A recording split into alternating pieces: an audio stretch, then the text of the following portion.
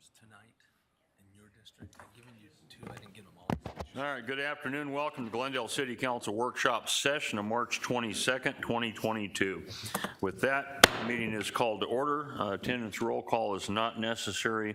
All members are present and accounted for. So we're going to go right into it. Ms. Bauer, would you introduce item number 1, please? Transportation Development Impact Fee Update. Good afternoon, Mayor, members of the council. Here to provide our staff report on item number 1 will be led by our Director of Engineering, Don Bessler. Thank you, Mr. Phelps, Mayor, council members. We are here today to give you a progress report on a project that we've started last fall, and I'll go through the previous council history. But again, there's no decisions to be made today. We don't need consensus, simply giving you an update, a progress report on where we're at. I'm accompanied by Ben Griffin. Ben is the Senior Fiscal and Economic Analyst, for Tischler Bice. Tischler Bice is the firm that we've used to do our citywide infrastructure improvement plans, our development impact fee calculations for many years. They're also very familiar with the state of Arizona, as well as they're renowned really across the country. So they've been with us a long time. They understand the importance and the nuances of the direction that council likes to set for the community, and they're very knowledgeable about our systems. They did the last update as well that we did, started in 2018. You adopted it in 2019. Just to remind you at a high level, development impact reports and infrastructure improvement plans are for a 10-year horizon, but by state legislation, they must be updated at least every 5 years. We came to you last fall, I believe it was September 14th, asking for authorization to enter into an agreement with Tischler Bice so that we could do an update on the transportation portion of our development impact fee program. If you recall, back in 2018, at the time that we were looking at development impact fee updates citywide, our entire western area that we now know New Frontier was really just starting to emerge as a real center for economic growth and vitality. And so we didn't have a really good feel for what the street system would look like at that time. In that process of adopting the 2018-2019 update, the council agreed to what we call the asterisk. There was an asterisk for the area west of 115th Avenue. And the purpose was to help us gain time and understanding of what really was going to happen out there economically. As you know, there's been a number of annexations over the last 3 years. There's been agreements that we've been working on with other jurisdictions, including the county, to trade street alignments and so forth and so on. And our transportation staff now has a very good understanding, along with our economic development staff, what really has happened out there and what we can expect over the next 5 years for sure. And that's why we asked for and you authorized this update. Again, today is just a progress report. You're not expected to vote on anything. We're not setting up a vote, simply just give you a check-in. I should have said too that in the last 3 years, there's been 16 million square feet, mostly industrial, that has been either constructed or is under construction currently. And in addition, there's about 42 million square feet that either has been entitled or is in some level of advanced planning stages. So a lot we know today we had no way of understanding 3 years ago.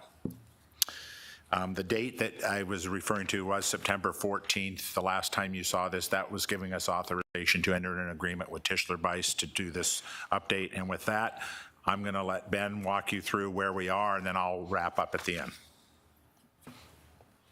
Mayor, council members, thanks for giving me the opportunity to walk you through this. So for those of you who don't do impact fees every day, I'll do Impact Fee 101 just to refresh your memory from last time. We're going to go through the land use assumptions. We'll go through the infrastructure improvements plan, which is the actual projects. We'll look at a fee comparison, and then I'll turn it back over to Don to discuss the timeline. So for development fees, there are 3 things that we have to prove: need, proportionality, and benefit. So need, you're going to continue to grow. So you need additional infrastructure. So those growth projections, that's how we show the need. Next up, proportionality. we want to make sure that we vary the fees by the actual demand on your transportation network. So we know that some uses generate more vehicle trips than others. So we're going to vary the fee based on those demand factors. And then benefit, we want to make sure that, it's a twofold thing where if a fee payer gives you money, you have to build something. So that's the first part of benefit. They receive infrastructure for their money. The second part is a geographic benefit. We want to make sure that the fee payer lives geographically close to that improvement. So that's why we have two separate zones, an east and a west zone for your transportation impact fees. So again, need, proportionality, benefit. Those are the three most important things in an impact fee study. In Arizona, you are required to adopt 3 separate documents. The land use assumptions document, that's essentially your existing and projected growth. The infrastructure improvement plan, that's going to be a list of projects, your levels of service. That's basically what we build the fee from. And then the last component is the development fee report, which is the actual fees. That is actually adopted after the land use assumptions and the IIP. So there are 2 2 rounds of adoptions. You'll hear me say level of service. Essentially what we're doing is making sure that future development doesn't pay for a higher level of service than existing development receives. So, in this example, it's going to be, lane miles per vehicle mile of travel. If we were doing parks, it would be, acres per person. If it was police, it might be, vehicles per person. But because we're focusing on transportation this time, it's going to be lane miles that we're using for this level of service.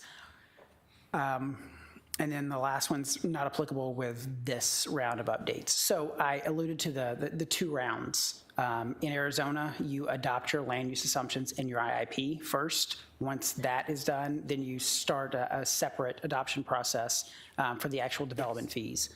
You will see the proposed fees today. We think it's best, as we're going through the land use assumptions in the IIP adoption process, that the actual development fees that you will be adopting in the future. Because we don't want to get into a situation where you adopt the land use assumptions in the IIP and then you say, whoa, those fees are too high, or something like that, where we have to start the adoption process all over again. So we want to be as transparent as possible. That way you see everything from the beginning. So we'll talk about eligible costs. So if it's a facility or improvement required to serve new development, you can include that in your development fees. Maintenance and repairs, I like to say, if it's rehab, repair, replacement, if it starts with RE, it's ineligible. Because you can't replace what is already there today with your impact fees. It's just for additional capacity. Which I touched on just then, excess capacity in existing facilities. So if you have oversized something, you can have future development buy into that excess capacity. And then, if you want to increase the level of service, you can do that, but you have to identify a separate funding mechanism.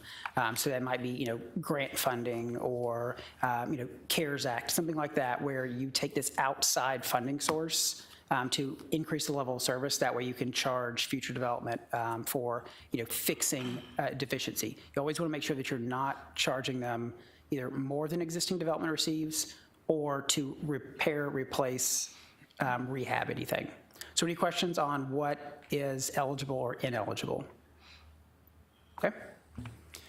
All right, so there are 3 fee methodologies. They look at points in time. So past is the cost recovery, where you've oversized something and you want to have future buy into that excess capacity.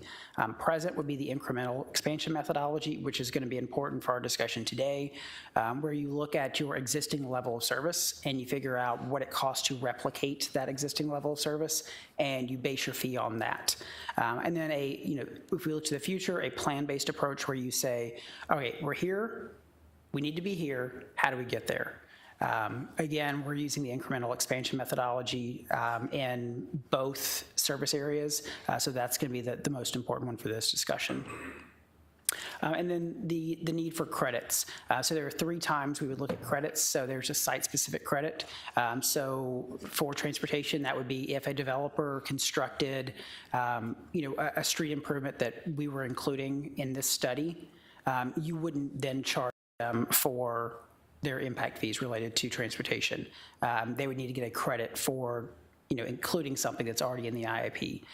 Debt service, if you had debt service on, an existing road or a planned road, we would need to include some sort of credit. So we're not charging the fee payer once through the impact fee and once through that debt service payment. And then for any dedicated revenues, so property tax, sales tax, gas tax, anything that is dedicated to a specific improvement. I think, Pinal County has their RTA tax, which goes to very specific street improvements. If you had a dedicated sales tax or something like that was going to very specific improvements that we then included in this IIP, we would need to include a credit for that. Again, we want to make sure we're not charging once through the impact fee and then another time through a separate revenue source. So any questions about methodology before we move on to the land use assumptions? Okay.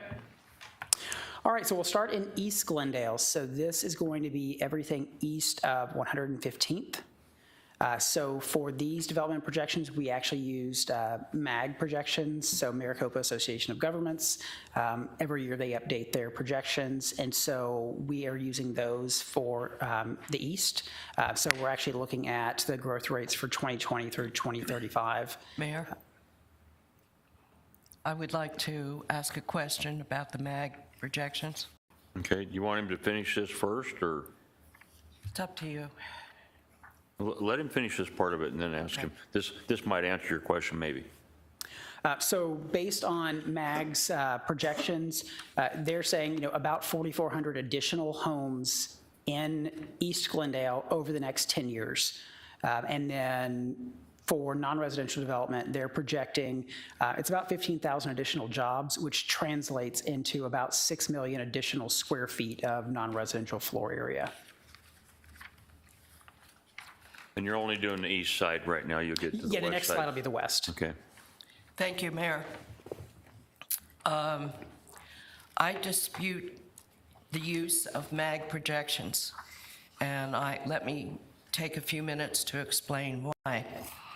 The East Glendale diff is everything east of 115th Avenue. So I sat down last night and I started to list projects that I know are about to be developed or are in the process of being developed in just my district alone. Mm-hmm. And I will pass out the list to council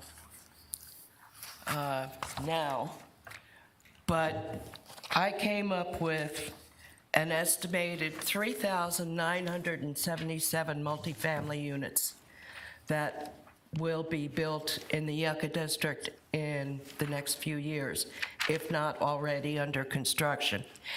Now, the Census Bureau, as of 2019, uses a figure of 2.61 persons per household. I got that directly from the Census Bureau site last night. So if you take 3,977 multifamily units multiplied by 2.61, you come up with 10,379.97 for additional population in the Yucca District alone. And that's not within the next 10 years, that's within the next few years. When you go to multifamily, I estimate that there will be an additional 1,028 single-family units in the Yucca District alone. At 2.61 persons, that's an additional 2,683.08 persons. So I come up with an estimated population growth in the Yucca District in the next couple of years of 13,063.05, which is above the MAG projection. So my question to you is, why would you use the MAG projection and not go directly to the city's planning department to at least verify my figures? And that's only for my district.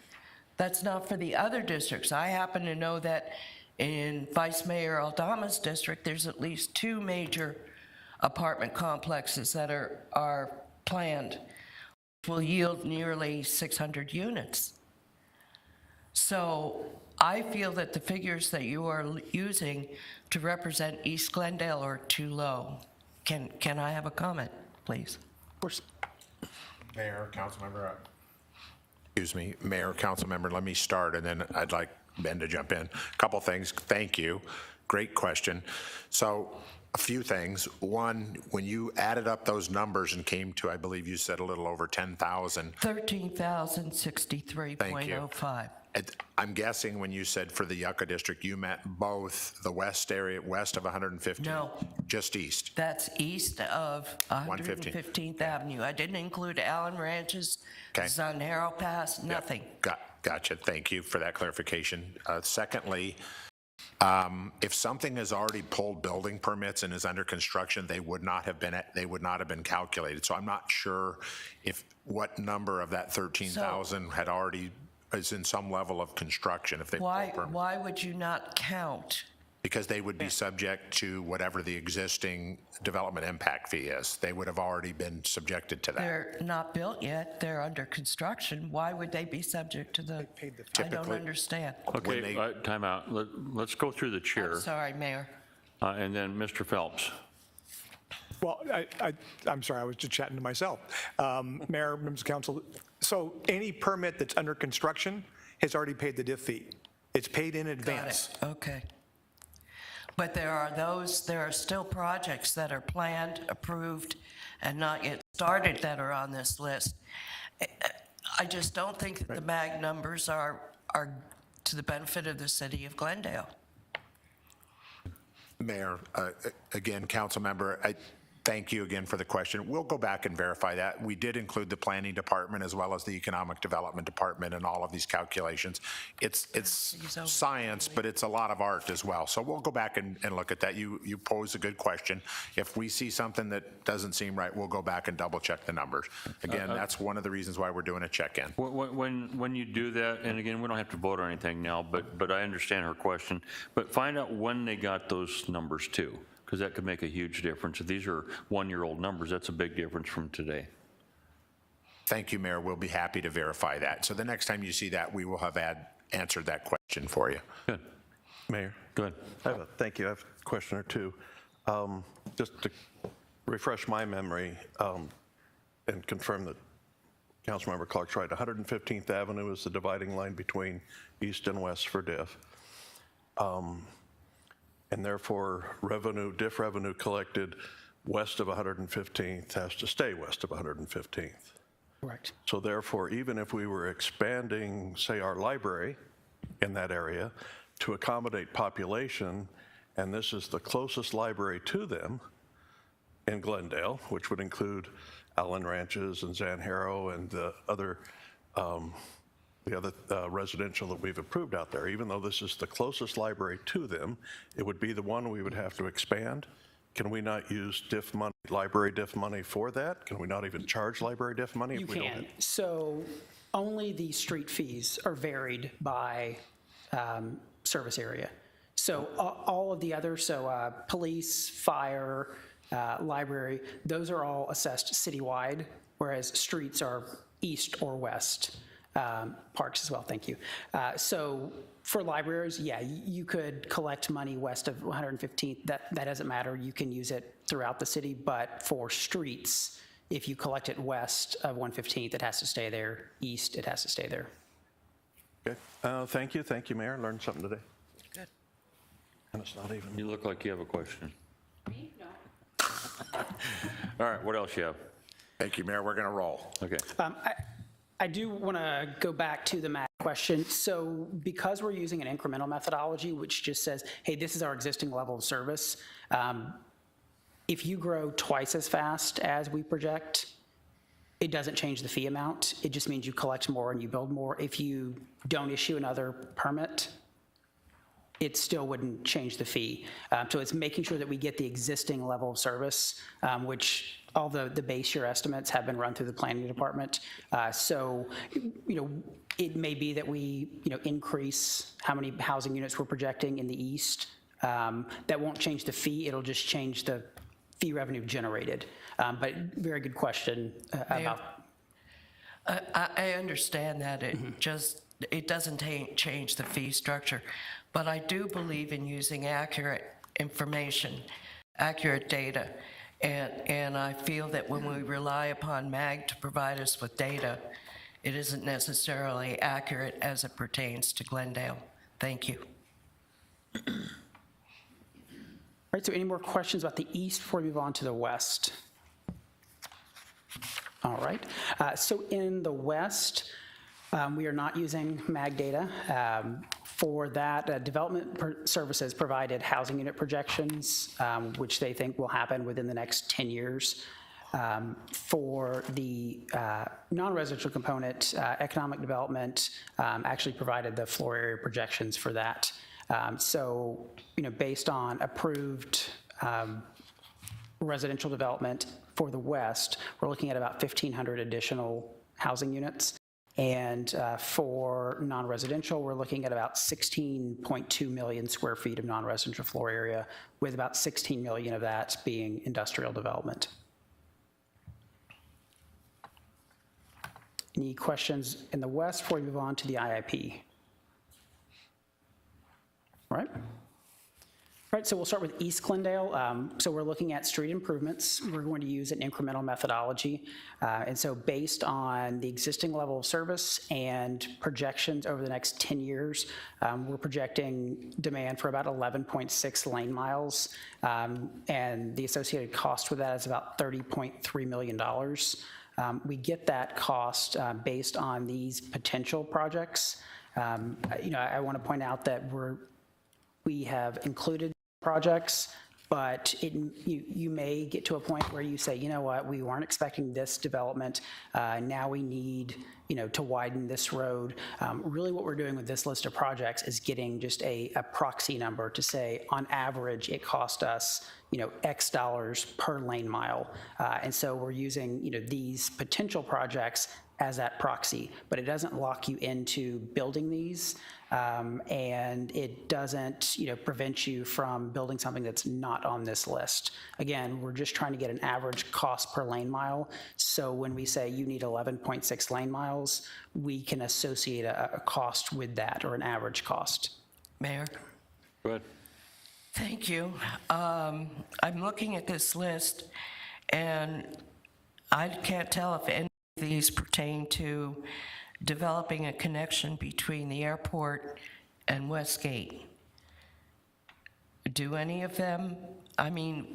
Someday we want some kind of connection other than Glendale Avenue between the airport and Westgate that spans New River, probably south of the airport.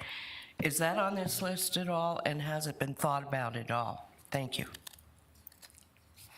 Mayor, Councilmember Clark, so it's not specifically identified, but our transportation staff clearly knows that that's something council has talked about strategically at different times. I think probably the big takeaway to your question today is this list is representational. It's not exclusive. Okay. So if the council decides that's important, then we would try to work that into this program in some fashion. Well, I would ask my fellow council members to hopefully consider a connection between the airport and Westgate as important to the future growth of the airport. So I would hope that they would concur that it is something that should be on this list. And Councilmember Clark, you're referring to the Low River crossing that I've been advocating for Yes. 9 years. I would encourage everyone to make certain that you speak loud and clear. I was watching as Councilmember Clark was speaking, our monitor, and when she said Westgate 2 different times, one time it came out with West K, and then the other one it came out something totally different. So for the people that watch us at home that are reading this, they're not going to have a clue what we're saying. So please speak clearly into your microphones.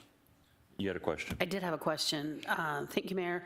On the third project on the, or, proposed project on the list is Maryland Avenue to Glen Harbor Boulevard. That wouldn't, and that says new road. That wouldn't be what they're referring to?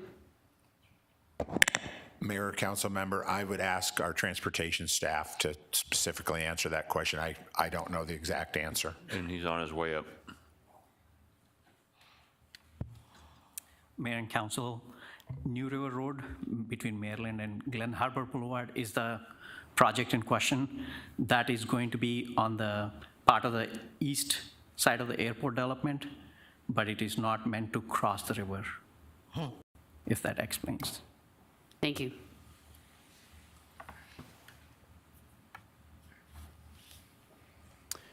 All right, so we'll move on to the actual fee calculation. So what you see on the left side, that growth cost, that's the total cost of those projects from the previous slide, so about $126 million. Your existing DIF balance in the east is about $18.4 million, so we need to subtract that out because it's unspent DIF money. So that leaves an adjusted cost of about $108 million. If we divide that by the projected lane miles from the previous slide, that's 41.38 lane miles, we get a cost of about $2.6 million per lane mile. So we're applying that $2.6 million to your existing level of service, which is just over 1 lane mile per 10,000 BMT.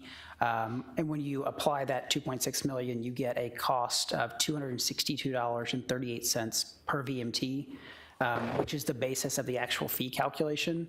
On the right side, where you see the proposed fees, you see that each land use has a different average weekday VMT count. So for a single family home, that's 16.11 vehicle miles traveled on an average weekday. So they would pay more than a multifamily unit, which is about 11.5. What we're doing is just multiplying that cost per VMT by the VMT generated by that unit. So in the east, a single family home would pay $4,235 under the proposed fees. The existing fees are $3,635. Mayor? Councilmember Tomachoff was up. Thank you, Mayor. I just had a thought. I'm curious. I know that there's, at least in Glendale, there's no established, and you're talking about streets, but the title is transportation. And I don't know, well, we don't have any transit routes. Glendale doesn't out there in the New Frontier. We may be within a mile of an existing transit route in another city where we would be required to provide paratransit. Has that even been evaluated? And would any of this funding be available for that? Because those are federally mandated issues, and if you're within a mile of an existing route, then you're required. So, but we are going to have a single family and multifamily residences out there, and so I'm just not sure whether, and then is this money eligible for something like that? Because paratransit's quite expensive. That's a great question. So in Arizona, the enabling legislation defines the necessary public services that are allowed for inclusion in your infrastructure improvements plan. And for street improvements, it has to be a street improvement located within the right-of-way. So generally, your transit improvements are going to be ineligible for impact fee funding. It's actual capital investment only. Correct. Okay, thank you. Go ahead. I have a curious question. Thank you, Mayor. On 83rd Avenue, on your list, Glendale Avenue to Northern Avenue, at northbound and southbound lane, 4 lane miles of 2 miles. So that presumes Glendale Avenue to Northern is a mile long in each direction. But yet for 99th Avenue, where you have Glendale to Northern, and you have the same thing at a northbound and southbound lane, the lane miles are 1.32. Does that mean that there's 0.6 of a mile between Glendale Avenue and Northern at 99th? Why wouldn't it be the same 2-mile figure? Could you explain that to me? Mayor, council member, I'm going to let Parab do that. Mayor and Council, 83rd Avenue between Glendale and Northern, currently there's one lane in each direction existing, and so the proposal is to add one new lane, both northbound and southbound. So that's why it's... Mayor, if I could interrupt, I understand that, but you're using a mile as the distance measure between Glendale Avenue and Northern at 83rd, but you're not using a mile as the distance marker at 99th Avenue between Glendale and Northern. That's my question. Why the difference? Mayor and Council, 99th Avenue has proposed developments that are going to build some of the new lanes. And so what we are identifying is what would be missing once those developments are complete. Got it. Thank you. Thank you. Right. Any other questions in the east before we move on to the west? All right. So in the west, we're also looking at the incremental expansion of street improvements. So just maintaining that existing level of service based on projected growth over the next 10 years. That would require about 6.7 additional lane miles of street improvements at a cost of about $22.6 million. In the west, we have a lot of potential projects. So what you're seeing on slide 15, these would be, potential intersection improvements. So there are plenty of those. And then on the next slide, these are the actual arterial or collector improvements. And so you see in the bottom right-hand corner that the sum of all of these potential projects is $152.6 million for about 45 additional lane miles. Again, we're just trying to get these to come up with a weighted cost per lane mile. All right, hold up there for a minute. Go ahead. Thank you, Mayor. Some of these I recognize as where, for example, north, south, east, west intersection, maybe the city may be responsible for the east-west street and the county may be responsible for the northwest street. And so if a new signal is required at some point because we've collected these fees, then we're singularly responsible, or is that a shared cost with the county?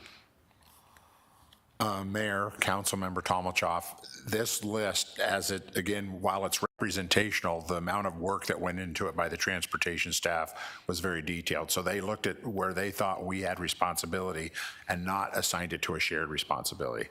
And as you're aware, there's this document we're developing to trade off streets and right-of-way with the county. This is representational of what the city would be responsible for. Okay, all right. Thank you. So I guess my question, though, Mayor, if I could, is then if there is a shared responsibility and we've collected fees, can we use the fees for our share of the responsibility? Or, okay, it is eligible. Okay, thank you. Yes, and I'd like to point out that in the top right corner of that column, it says growth cost. What you're not seeing is the hidden row that has the total cost. So we wanted to make sure that we're just focusing on growth-related costs with this. And so, if I go back a slide, a lot of these intersection improvements are, the growth costs anywhere from 25 to 75%. So you're not seeing the full cost with this. But again, we want to make sure that in the development fees, we're only including the growth-related costs. All right, so just like we did in the east. Mayor. Thank you, Mayor. On your West Glendale Street improvement cost factors, which are mostly adding new signals, do you have a total, estimated total for that page as you do for the others? And my second question is on the West Glendale Street improvements cost factors, we come up with a total of a little in excess of $152 million. How much are we anticipating in getting in DIF fees that will cover that $152 million? Has staff done any work on that to know how much will actually be covered by DIF fees? Mayor, Councilmember Clark, so we're projecting about $22.6 million in impact fee revenue over the next 10 years in the West. So That's it? Correct. There are a lot of transportation needs, but growth can only, handle their fair share. So there will be, a lot of non-impact fee eligible expenditures if you plan to build out the entire list of projects. Thank you. Okay. Mr. Phelps? And just, Mayor, members of council, remember that the adoption of the DIF fee is not authorization for the city to go out and to build these roads. This was used to help us do the calculation to be representative of what we think the cost would be. So, I know we're looking individual projects here, but this is not an approval for these projects. It's a basis for which we do our calculation to establish the fee. Any road project that we would move forward in subsequent budget years will come with an identified funding source, which would include DIF fees and other grant fees and other general fund. And then we would highlight, what portion of each project is being funded through DIF. So just want to make sure, again, this is designed to help us come up with a defensible calculation for our DIF fee, not to necessarily represent a decision on the projects themselves. Mayor, if I could ask a follow-up question. Go ahead. Okay, Ben, you just told us that we anticipate about 22 million in DIF fees in the next 10 years. Knowing that even with proposed projects that may or may not happen, we're just using this for a basis of wrapping our arms around some kind of calculation. I understand that. But seeing that all of these projects are in excess of $100 million, doesn't that justify making the DIF fee for streets larger than we're asking for? Question. Great question. We could make the fee higher. We don't want to, prevent development from happening. We could set up a fee where you cover all of these projects, but it's going to increase the level of service to a point where existing development will have to fund a portion of it.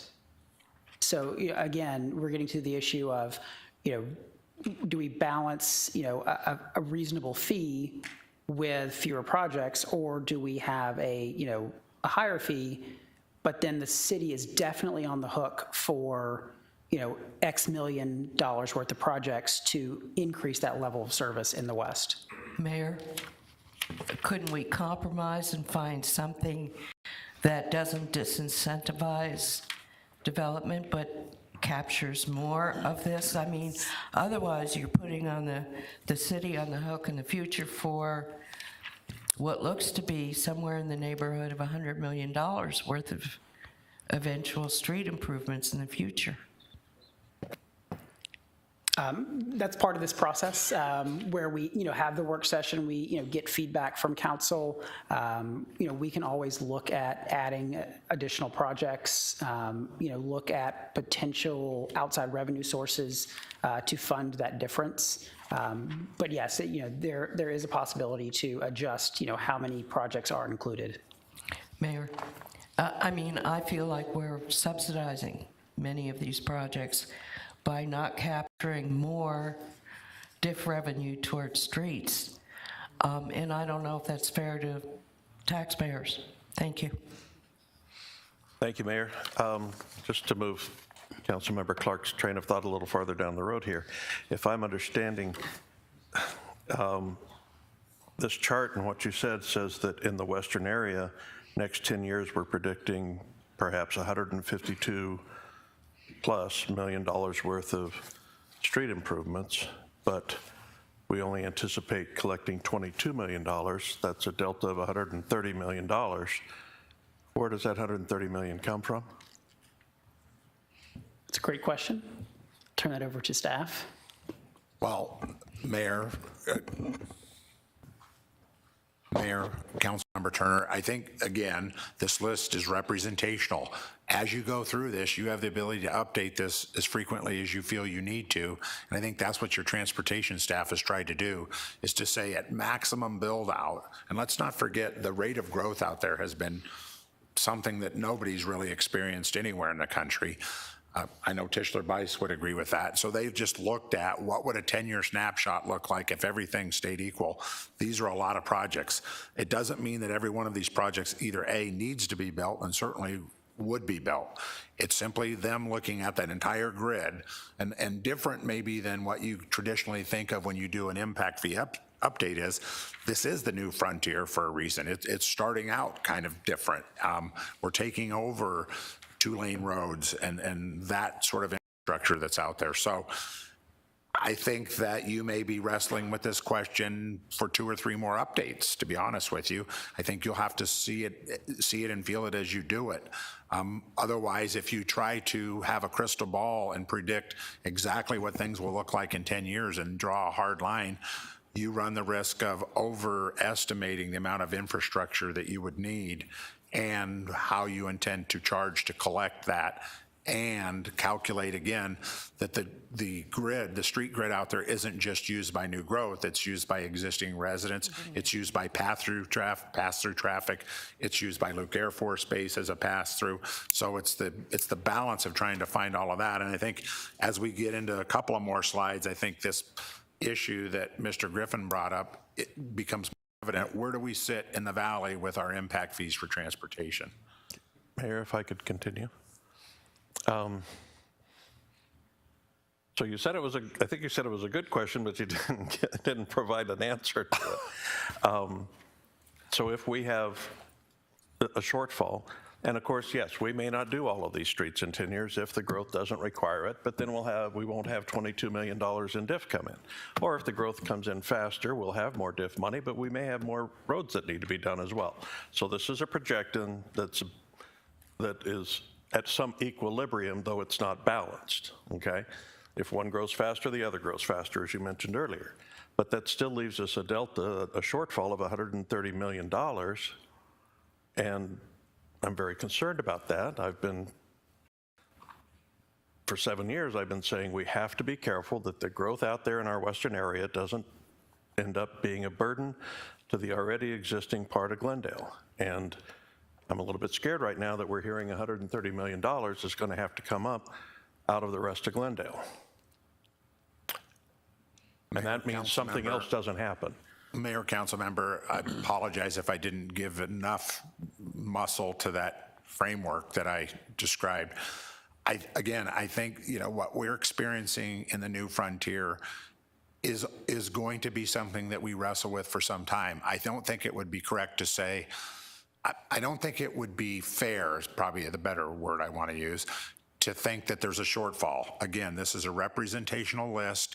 Our traffic engineers, transportation planners will wrestle with this and this issue of level of service for a long time, and you'll probably see updates to your transportation DIF fee probably every 2 to 3 years for that reason, because just the growth patterns out there are different. It's also, there's not a lot of residential, which generates a lot of vehicle trips on a per unit basis. So I appreciate the question. I don't think I can give you a good answer other than what I've given you, which is I don't think I would characterize it as a shortfall, but I understand how some people might feel that that's part of what's going on here. I don't think that would be how we would intend to represent it to you. Mayor, not to be argumentative, but perhaps there's a better word for it that you could share with us, somebody? Mayor, let me see if I can I know we've had discussion about, should we put the brakes on development and make sure that we don't burden the citizens, and let's say essentially in the east side of Glendale with the growth. Remember that, for example, I just want to give you an example. 3 years ago, we were collecting about $3.7 million a year in permit fees. We're on pace to collect $45 million in permit fees, and very little of that is coming from East Glendale, the vast majority. So you'd have to kind of look at that as one of the numbers. Then when you look at things like construction sales tax, our revenues that we're collecting currently in our budget from when I got here in 2016 are almost $100 million more, and a big chunk of that is construction sales tax. So I think to be fair to growth, you'd have to say there's a portion of that that's also should be used to kind of justify whether this was a good financial decision for the city. Then you also have, and every time we do a project on an annexation, we do an economic study through Applied Economics, and then they also provide the council with not only then sales tax generated, DIF fees generated, construction sales tax, they look at job impact and the revenue spending in the jobs. They look at things like property tax, et cetera. So I think if you tried to capture every part of new growth with a DIF fee, you would essentially get zero DIF fees. So the only way you have to find a balance of having a DIF fee that's competitive. And we're going to go to some slides here in a second. Ben's going to walk you through where our proposed DIF fees stack up with everybody else in the region. This is a kind of a common issue that a DIF fee is not designed to cover 100% of new development, because there's other factors that I think that help you get to that point, Councilmember Turner, about making sure that we don't burden our established taxpayers with the cost of new growth. Okay, Councilmember Tom. Thank you, Mayor. So I have a couple questions. Number one, and this is for information only, so when you come back, would you be able to maybe separate these proposed street improvements and cost factors into some sort of a prioritized, or, because I know some of this stuff is way more of an immediate need and things that we're probably absolutely going to have to do, because some of the roads we're taking over out there, county roads, are basically just, they don't have they're just county roads that and they're old, and they're right now they're in need of, and even though we're going to have fewer residential back and forth to dry cleaners and coffee and all of that, we're going to have heavy trucks out there. And I don't know what the math works out to be, like how many car trips do you have to take to equal heavy truck traffic? I know that they're much more damaging to roadways than just regular passenger vehicles. So I think we need to take that into consideration, even though there's going to be fewer trips. But I'd like to know, rather than just saying, well, we're not going to have to do all this, I'd really like to understand it better, is like, which of these is a pipe dream and which are these things that we're really going to have to address, so we have a better idea of what our actual costs are going to be. That's number one. Number two is, Mayor, if I could continue, is there statutory limits to what we can charge for these fees? And do they have to be, whatever we adopt is equal in east and west, or we're just talking about adopting fees for west? I don't really understand statutorily how the fees even work. So I'd like to better understand how that works. And then lastly, even if we only have to do half of this, we're still talking about about a $70 million, and then you're probably going to have a reduced down number of DIF fees. So, I think it's something that we should certainly, I know we've talked about it before, about that we'd want to make sure and manage. Growth is great, and one of the best things about growth is it generates construction sales tax and DIF fees and other things, jobs, all of that. But we have to be smart about it too. So I'd really like to understand better the list of proposed projects, and I'd really like to understand better what are our limits, what can we and can't we do, and how much can we charge, so we can maybe more cover the costs. And there was one other thing I was going to ask about, and I don't remember now what it was. I'm sorry, I forgot my last point that I wanted to make, so that's it for now. Thank you. Okay. Thank you, Mayor. I don't want to give the wrong impression that suddenly I'm against the New Frontier or the growth that has happened in Glendale. I love what is happening in the New Frontier. But I just want to understand, and I understand this is a conceptual list. Some of these projects may make, some of these may not, and the numbers will vary.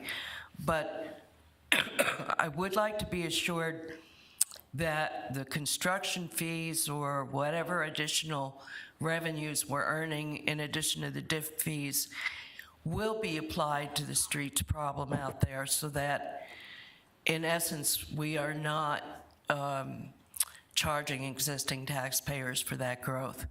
So I guess that's what I'm looking for, is an assurance that with all the fees that are being collected in that area, we can apply those to the streets issue as well. Thank you, Mayor. Okay. I remember what I forgot. Essentially, kind of piggybacking on Councilmember Clark, is when we come back for this discussion, maybe I would like to at least have a discussion about, should we be doing some sort of set aside? I mean, collecting all the construction sales tax and all these fees is great, but if they go into the general fund budget and we spend the money on other things, it still doesn't, it doesn't address this issue that we're gonna at some point be like, uh-oh, we have a problem out here. So should we at least have a discussion, and I would like to have a discussion about maybe some percentage of what we're collecting out there in construction sales tax and other things out there in the new frontier, that we're talking about setting some of that aside for future transportation needs, so that while we have the money, we bank it for a rainy day. All right, and I'd just like to remind everybody that even though we're pretty much out of it now, we've spent the last 6-7 years climbing out of a hole that was pretty deep. So I understand by not wanting to burden our current taxpayers with new development, but just saying that new development is what's gotten us out of the hole that we've been in. So there's got to be some balance there that we should all be looking at. The set aside, I don't know as though I completely understand exactly what you mean at this point, but we do have contingencies. We may have to grow that a little bit, but certainly discussion in the future. Mayor. Go ahead. And my concern is that we not be digging a deeper hole for the next council and for our residents that will be here in 10 years and all of that. It's just, we may feel like we're digging our way out of a hole, but we may not be looking at the quote whole picture. And I'm concerned that we haven't been looking at this part of the picture, and maybe we aren't really digging out of a hole. Thank you. Yeah. Well, I am looking at the whole picture. So Mayor, just, there was a lot there. We took notes, and we'll make sure as we come back to you, which is numerous times, we'll cover that at the end, that we try to address these things. Some of them were policy decisions that you'll have to wrestle with your city manager. Others are more detailed things. So, and I just say the last thing before we move on, the slide, it's slide 15. It shows a whole list of projects. To get maybe to the question of prioritization, and we could take it further, but if you look at those are all signalization projects. So as you all know, having served on councils for a long time, signals don't just pop up, they have to be warranted. So depending on the nature of the growth within the frontier, that will generate where signalization is likely to be needed and occur. And it's the same thing for the streets. If the development occurs on one specific corridor out there, then you're going to see that project start to rise to the top. So great questions, great conversation. But I think it would be fair to say that it is going to be a fluid issue for us in a very welcome way. With all of this prosperity that came with it, you'll have a lot of good decisions you'll have to wrestle with. So we'll move forward, but we did take good notes. All right. All right, so, as we've been talking about this, we have about $152.6 million worth of potential projects or growth-related costs. Just like we did in the east, we need to subtract out the existing diff balance of just under $1 million. So we're saying, $151.7 million worth of projects, 45 lane miles. So we're looking at a cost of about $3.4 million per lane mile.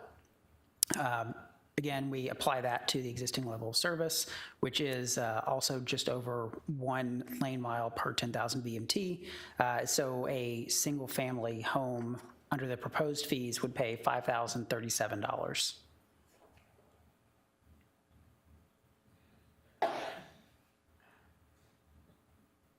All right, and so we'll move on to the fee comparisons. On slide 18, this is the single family fee comparison. So you can see the existing fee is, the entire fee is about $6,140. You see that asterisk also on there. That's just to say that depending on if you're in east or west, you may or may not pay the street component the same. that it is noted at the bottom that this is, a case-by-case basis, and it's, it's based on the street in lieu fee. So, we're rolling those into one, current fee. But you do see the proposed fees for Glendale West. The total impact fees would be $7,542. In the east, it would be $6,740. You also see where you fall in comparison to other valley cities. And on the next slide, we have multifamily. So your multifamily pays about $4,500 per unit today. In the east, the proposed fee is about $4,700, and it's just under $5,300 in the west. For the non-residential comparisons, you will see, sort of a proxy development. So this is assuming it's industrial warehouse development that is 500,000 square feet, which is rather small for what you're seeing in the West now, since you're seeing multi-million square foot facilities. But just to give a comparison, currently just under $500,000 to develop industrial uses in Glendale. The proposed fees go to about $510,000 in the east and about $579,000 in the west. So you're staying, pretty much towards the middle of the industrial fees in the valley. For commercial, this assumes 100,000 square feet. So you're currently at $657,800. The proposed fees would take the east to about $727,000 and the west to $831,000. Go ahead. Mayor, are these negotiable? For example, if it's a industrial use that's going to generate sales tax, it's a fulfillment center or something of that nature, are we allowed to negotiate these fees down on something? Because some of these are going to generate sales tax and a lot of them are not. So do we have any flexibility with how we assess these fees? Mayor, council member, great question. So in Arizona, the legislation does say that if you are allowed to waive or reduce a fee, but you have to make the impact fee fund whole. So if you said, hey, you know what, we're not gonna charge you the full $700,000, we're gonna charge you $500,000, then the city with another source of revenue would need to backfill that $200,000 that you waived.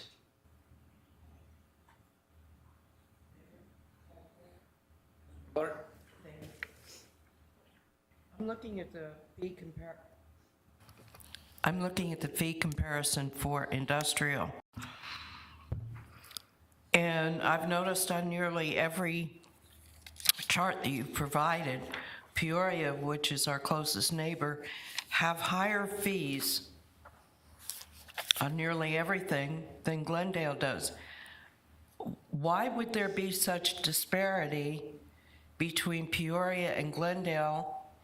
We're competing for the same types of projects, and yet they're getting projects as well, and their fees are higher. So I know we don't want to make our fees too high because we don't want to disincentivize, but golly gee, when you see that competing neighbors are charging more, I think we're using fire sale prices. Can you talk a little bit more about why Glendale's are so low in comparison, for example, to Peoria? Councilmember Clark, so, if you look at some of the others, commercial, for example, you're much closer to Peoria.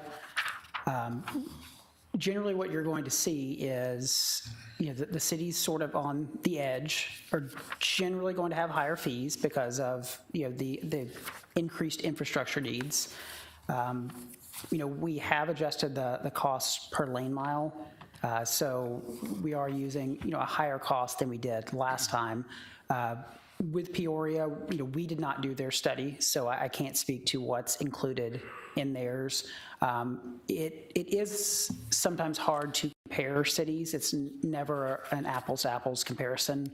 I can say that, we have Buckeye on there with a very low street fee, but that's because Buckeye handles their signals and their arterial improvements outside of the impact fee program. They're only looking at, improving a couple exits off of I-10.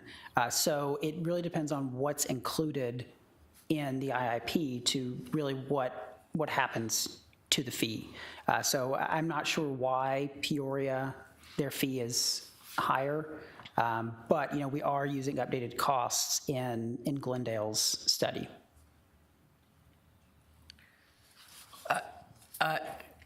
Vice Mayor or Mayor, I'm not sure that answers my question, but I understand that you're trying. It's just that when you look at two cities sitting side by side and their fees, I'm just looking at industrial.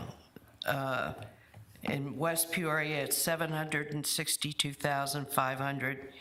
East Peoria, it's $647,500. And then you look at Glendale, we're under 600,000. We're 579 for West, and East is 509. I understand incentivizing industrial, office, and commercial to come out to our new frontier, but at what point are we just giving things away? I mean, I love the new frontier. I want the new frontier to succeed beyond anyone's wildest imaginings, but I also want us to be fair. And I'm not sure that using fire sale prices is a fair way to go. It might slow down that west growth a little bit, but they'll still come. Thank you, Mayor. Thank you, Mayor. To weigh in on that same sentiment, I mean, this proposal is a 19% increase.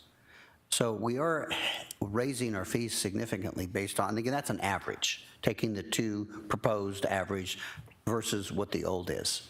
And so, I mean, I'm not a pro increase in fees or taxes or anything like that, and I don't think any of us are. But we are increasing it significantly. A 90% raise is pretty significant. And I think it's based on an analysis that the staff's gone through and has determined that that is where we need to be to help cover these costs. That doesn't prevent us from 2 years down the road looking at it again and saying, it's not quite cutting it. I'm not comfortable raising it much more than that, just because we want to be as high as the city next to us. I think I'd be comfortable with these proposals. Thank you. Thank you, Mayor. Did you use these proposed fees or the current fees in your analysis of the cost analysis that you presented us with? That it would generate the 22 million, and so which fees did you use to do that analysis? The proposed fees. The proposed fees? Yep. Okay, well, I think that answers that question, then we probably should be charging more. If we're gonna, at least if everything on that list needs to be done, and I mean, I hate to think about what that number is like based on our current fees. I just think it's something to seriously consider, at least, that the math was done using the fees that have been proposed, and it quite possibly leaves us with a shortfall. So we need to figure out how we're going to address that at some point. So thank you. Mayor, just to address one comment, staff, and nor would our consultant ever discount any of these categories based on our desire for that category, so residential over office or commercial or whatever. It strictly is just the growth projections, the cost projections, and apply those for vehicle miles traveled, and that's how you do the math on it. So we haven't discounted anything. As well, one of the things that the city manager asked us to do, and what these tables represent, shows a CPI adjustment as an increase over the 5-year period, because you have to update it by statute at least every 5 years. That's unusual. That doesn't always happen. In fact, I'm not aware that it ever has happened, but it certainly speaks to this issue of making sure that we're attempting to make sure that the costs that we're charging are reflective of the costs for the improvement. And I'm going to actually agree with Councilmember Melner. I'm not comfortable raising fees on anything.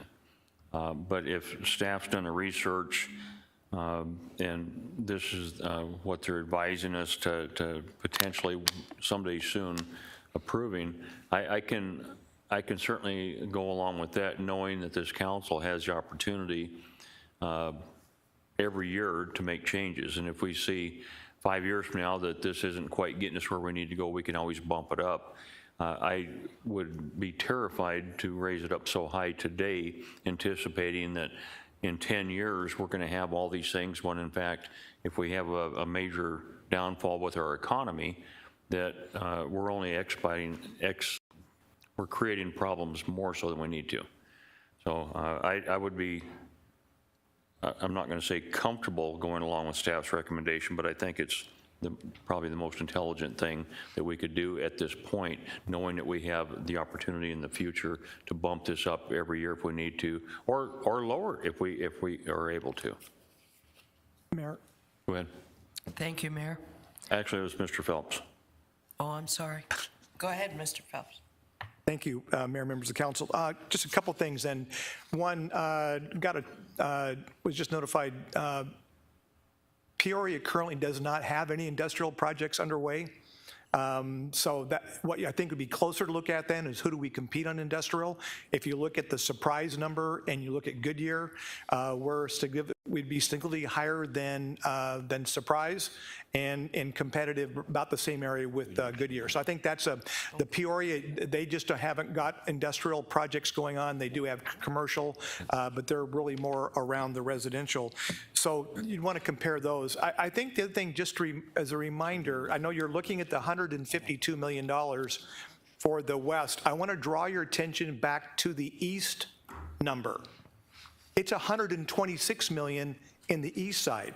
And so that is just if you envision everything ever needing to be built out and signals put almost every kind of key areas, that's how we got to the $126 million. But if we tried to use DIF fees to pay for the $126 million, we would probably put an absolute stop on any new residential building, for example, or multifamily in the East side. So I think the number is big, but it's not a 10-year number. It could be a 20 or a 30-year number that you're looking at to get to there.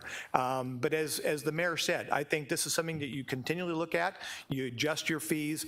We have been behind on raising our fees, and we are proposing that you build an escalator into there to keep it competitive. But I wanted to address the Peoria because they currently do not have any industrial projects underway. Is it not true, Glenn? Goodyear is probably the closest with business development to the city of Glendale in the West Valley? We compete most with Goodyear and Surprise, and then a little bit Avondale's got some projects, but those along the Loop 303 would be our two that we're most in competition with. Okay, you're next, and then you're next. Thank you, Mayor.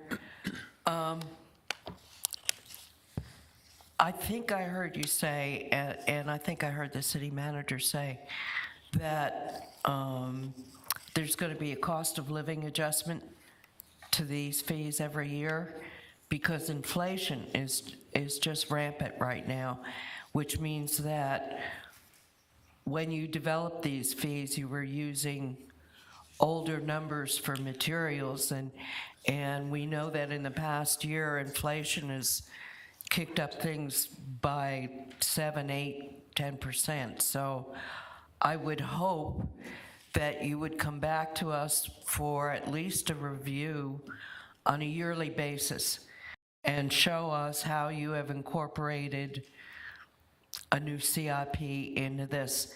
And it was my understanding, you said you didn't want any decisions on anything right now, but I get the feeling that after today,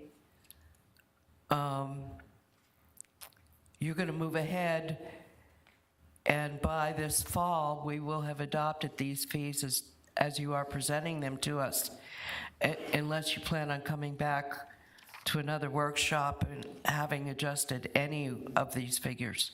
Thank you, Mayor. Mayor? Actually, Mr. Aldama's next. Thank you, Mayor. Just a question. So I'm not sure that we want to be the highest in the valley. The question is, assuming that the economy continues the way it is, and we are the highest, that could be beneficial to us. But what if the economy starts to tank down and starts to tank really fast? Then are we encouraging developers to leave the city? So it doesn't seem to me that would be beneficial. Does that make sense? I totally understand what you mean. Yeah, we all do. So, Mayor, Vice Mayor, I know that Ben would agree with this statement that as you do impact fees broadly and generically, you always have to find what you feel comfortable with as a local legislative body, where you fit in the marketplace, where your competition lies, where's that line between economic prosperity and losing out on opportunities for your community. So it's always a bit of that. And what I've liked about helping you with the impact fee studies that you've done in Glendale since I've been here is the council, through this dialogue, always tries to land on a place that's of solid footing, because the reason that the state ratcheted up the regulatory rules around impact fees is because some communities weren't on sound footing. They didn't have good data behind the decisions they made, or they didn't have a way to defend the waiving of fees or the crediting of fees. And you guys have always been very solid, at least in my time here, on that. And I think it's a good thing. And so, yes. So, Mayor, if I could just jump in, I think this is an important thing to get our arms around. So this is very much in the utility world, when you're protecting ratepayers, you don't set your utility rate based on what your next door neighbor is providing that service for. You look at your expenses, you look at your costs, you look at your planned capital, and then you derive a utility rate. Now, that doesn't keep a city from going lower than that cost if you want to supplant it in theory with general fund, but you can't arbitrarily raise it higher just because the market is higher. It's designed to have a fairness issue. So then back to Councilmember Clark, you were saying, well, we're going to be going out to the, to the required public process on this. What we would have to do, really, what we've done in the plan that Tischler Bice has put together is they base their assumptions. And so, based on what we think growth's going to be, that then dictates how much your lane miles are going to be. Then we come up with our average cost per lane mile. These aren't random numbers, and we shouldn't be looking at those numbers as compared to what Gilbert pays. We can't just randomly set our diff fee. We have to do is just build our model, and the model has to be defensible, which is why we use a consultant like Tischler Bice, because they do this a lot. So we can, if you're concerned that our assumptions are too little, then we can go back and we can reprogram and come back, I guess, at a later time and delay adjusting our fees. But it's not, we can't just pick a number out on this chart and say, well, let's be closer to Peoria. I think we need to be justifiable to the community. And just as a reminder, we have a lot of projects that, that will be paying diff fees. We feel we have to really move forward relatively quickly because our streets in lieu of fee is somewhat unique. To say the least, in the area. We have exposure for that, and so I think the quicker we can get to a fee that the council is comfortable with is advantageous on a number of fronts. Mayor, thank you. Then I would contend that there's no utility to putting in charts that compare Glendale to any other city. If we're standalone and envisioning this as what's best for Glendale, then why do we need to see what other cities are charging? It makes no sense to me. Anyhow, I wasn't necessarily advocating that we go higher or meet Peoria's fees, but I was pointing out that as our closest neighbor, they have fees that were higher, but that doesn't matter because we don't compare ourselves to other cities. So my whole point was irrelevant to begin with. Thank you, Mayor. Mayor. Thank you, Mayor. Peoria doesn't have industrial projects, according to Mr. Phelps, but they do have a whole lot of single-family and multifamily happening in Peoria also. So, I mean, we're comparing all of these to, we're not just talking about industrial fees, we're talking about in general, how the fees are assessed. So, and I don't know, how do you account for inflation here? Which is, I mean, in the world that we're living in right now is a real world issue. And by the time we establish these fees, we could be losing ground between now and when we roll these fees out. So, because our costs are going up, the costs of all the builders, and I would contend that the West area, there's a lot of reasons for what's happening out there. Primarily, it's the location and the economy. Those are the two real driving factors out there, and that's not going to change. So, with access to rail, and I mean, the development, the economic boom has happened out there, and it's just basically going north. I mean, that's, it's freeway frontage, it's freeway access, it's rail access. There's a lot of reasons why this industrial, and Arizona, generally speaking, is a very business-friendly state. Glendale is a business-friendly city. So there's a lot of other things at play here that I don't think, at least in my opinion, we need to be completely worried. I mean, we definitely want to be competitive, but we also, obviously, we are aware that if we're not careful in how we plan, we're going to end up with maybe we're not going to end up with a problem. Maybe nobody here is going to have to deal with this, but it doesn't mean that we still shouldn't be planning and making the best decisions that we can now so that in 10 years we don't have a problem. Nobody that made some of the decisions that got the city where it was in 2010, 11, 12, 13, 14 thought that things were going to go the way they did. I mean, we just can't predict what's going to happen, but I don't know, I mean, can you put an inflation adjustment, build it into your rate and say we're going to readjust these rates annually based on inflation? To make sure that we're keeping up with our costs to deliver these things. I don't know if that's even something we can do. So, Mayor and council member, how we've baked in an escalator is we took the cost of all of those projects that you saw in those previous lists, and we took the 2022 costs that we are seeing today. So we've updated them already for this last year of pretty significant inflation. And then we added year 2, 3, 4, and 5, a 2.5% increase compounding over each of those years. And then we stopped because we knew we didn't continue an escalator out because we knew you would be looking at this thing by required legislative requirement at least by then. So that's why this number is 152 at, had we not done that, I think it'd been probably closer to 130 something. So we've done it in that way. That is a way you can do it. I don't know that you can adopt an ordinance that allows it to automatically change by CPI annually. I'm not sure about that. Yeah, with that said, I like the idea of planning it, but I like the idea of it coming back to council every year more so for approval. Absolutely. So I think both of those can be accomplished at the same time. I guess my way of looking at it is I'd rather that this happens sooner than later. A few months may not sound like much, but a few months ends up being millions of dollars.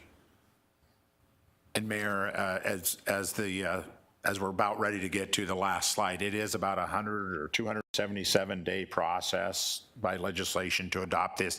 If it is a less than 5% or less modification, I believe you can do that in a much shorter amount of time without having to go through the entire study every time you want to do that. So I think that plays into the conversation that you want to have. Look at this annually as part of either your budget process or some other process to see where you're at.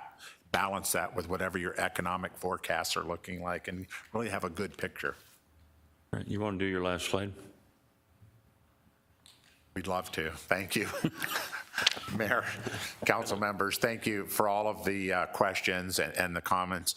So today, again, it was simply an update to give you a progress report on where we are.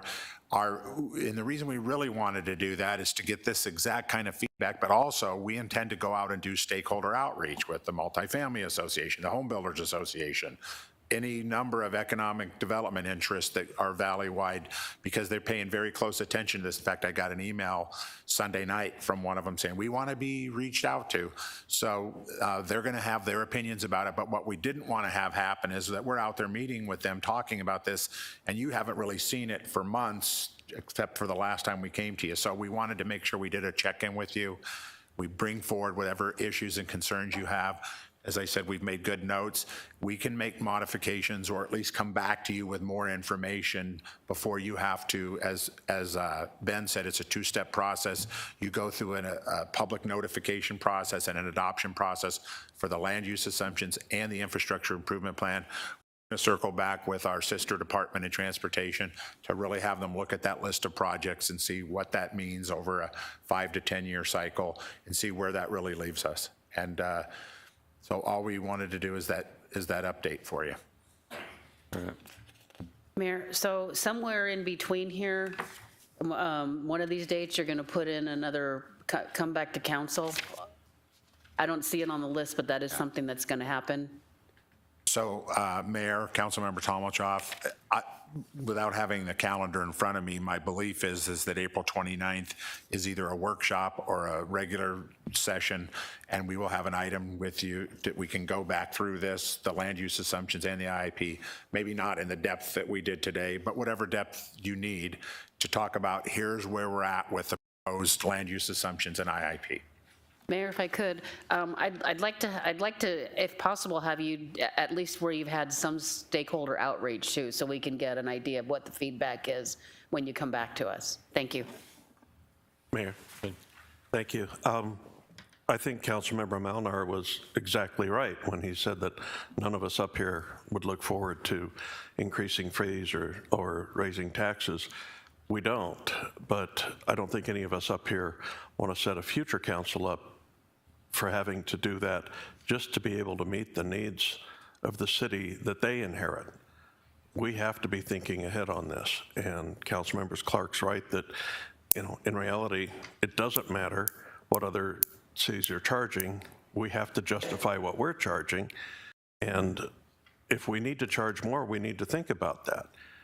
And she mentioned earlier about, you know, subsidizing growth out in the western frontier, or the new frontier, and it's like, we've always been told we're not subsidizing it out there. But I'm beginning to get the feeling today that, you know, it's beginning to appear as if we are. And if we're not setting aside revenues that are coming in now to meet the future needs of that area, then I don't know how we're not. So I would much rather charge the people who are, the enterprises coming in that are going to create the demand for this improvement. I'd rather charge them the fees and start doing it as soon as possible, as much as we can, than to lay it off on our residents down the road. That would be very short-sighted of us, and I'm glad to see that several of the council members seem to be thinking the same way. Thank you. Is that it? Yeah. Okay, thank you. Ms. Bauer, would you introduce item 2? Council item of special interest, transit asset advertising. Mayor, members of the council, here to provide staff report on this item is Kevin Link. He's our transit administrator.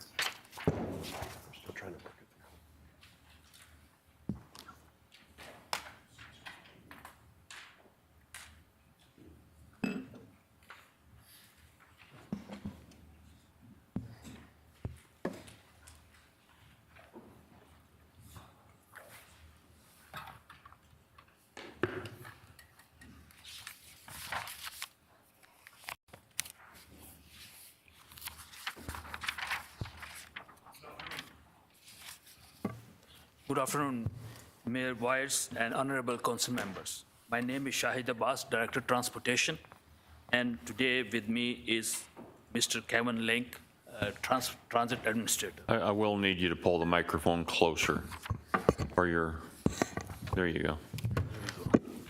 Is it better now? I think so. Thank you. Thank you, Mr. Abbas. Good afternoon, Mayor and Council. So I'm here today to provide some information on the RFI that you guys approved us putting out last August when we came to last time. So just a quick recap. So we came in front of you in last August asking for consensus to issue an RFI out to the industry within the local area to get their feedback on what Glendale advertising program could look like. We sent it out to 11 advertising firms. We asked for them back in November. Due to a couple of firms asking for extension, we extended it to December 10th, and we received 2 responses back. So today, I want to go over a little bit about what we heard back from the industry from the 2 responses. We're looking to determine whether or not the city should move forward with the transit advertising program, and then if that is the direction, which way, how do we want to do it?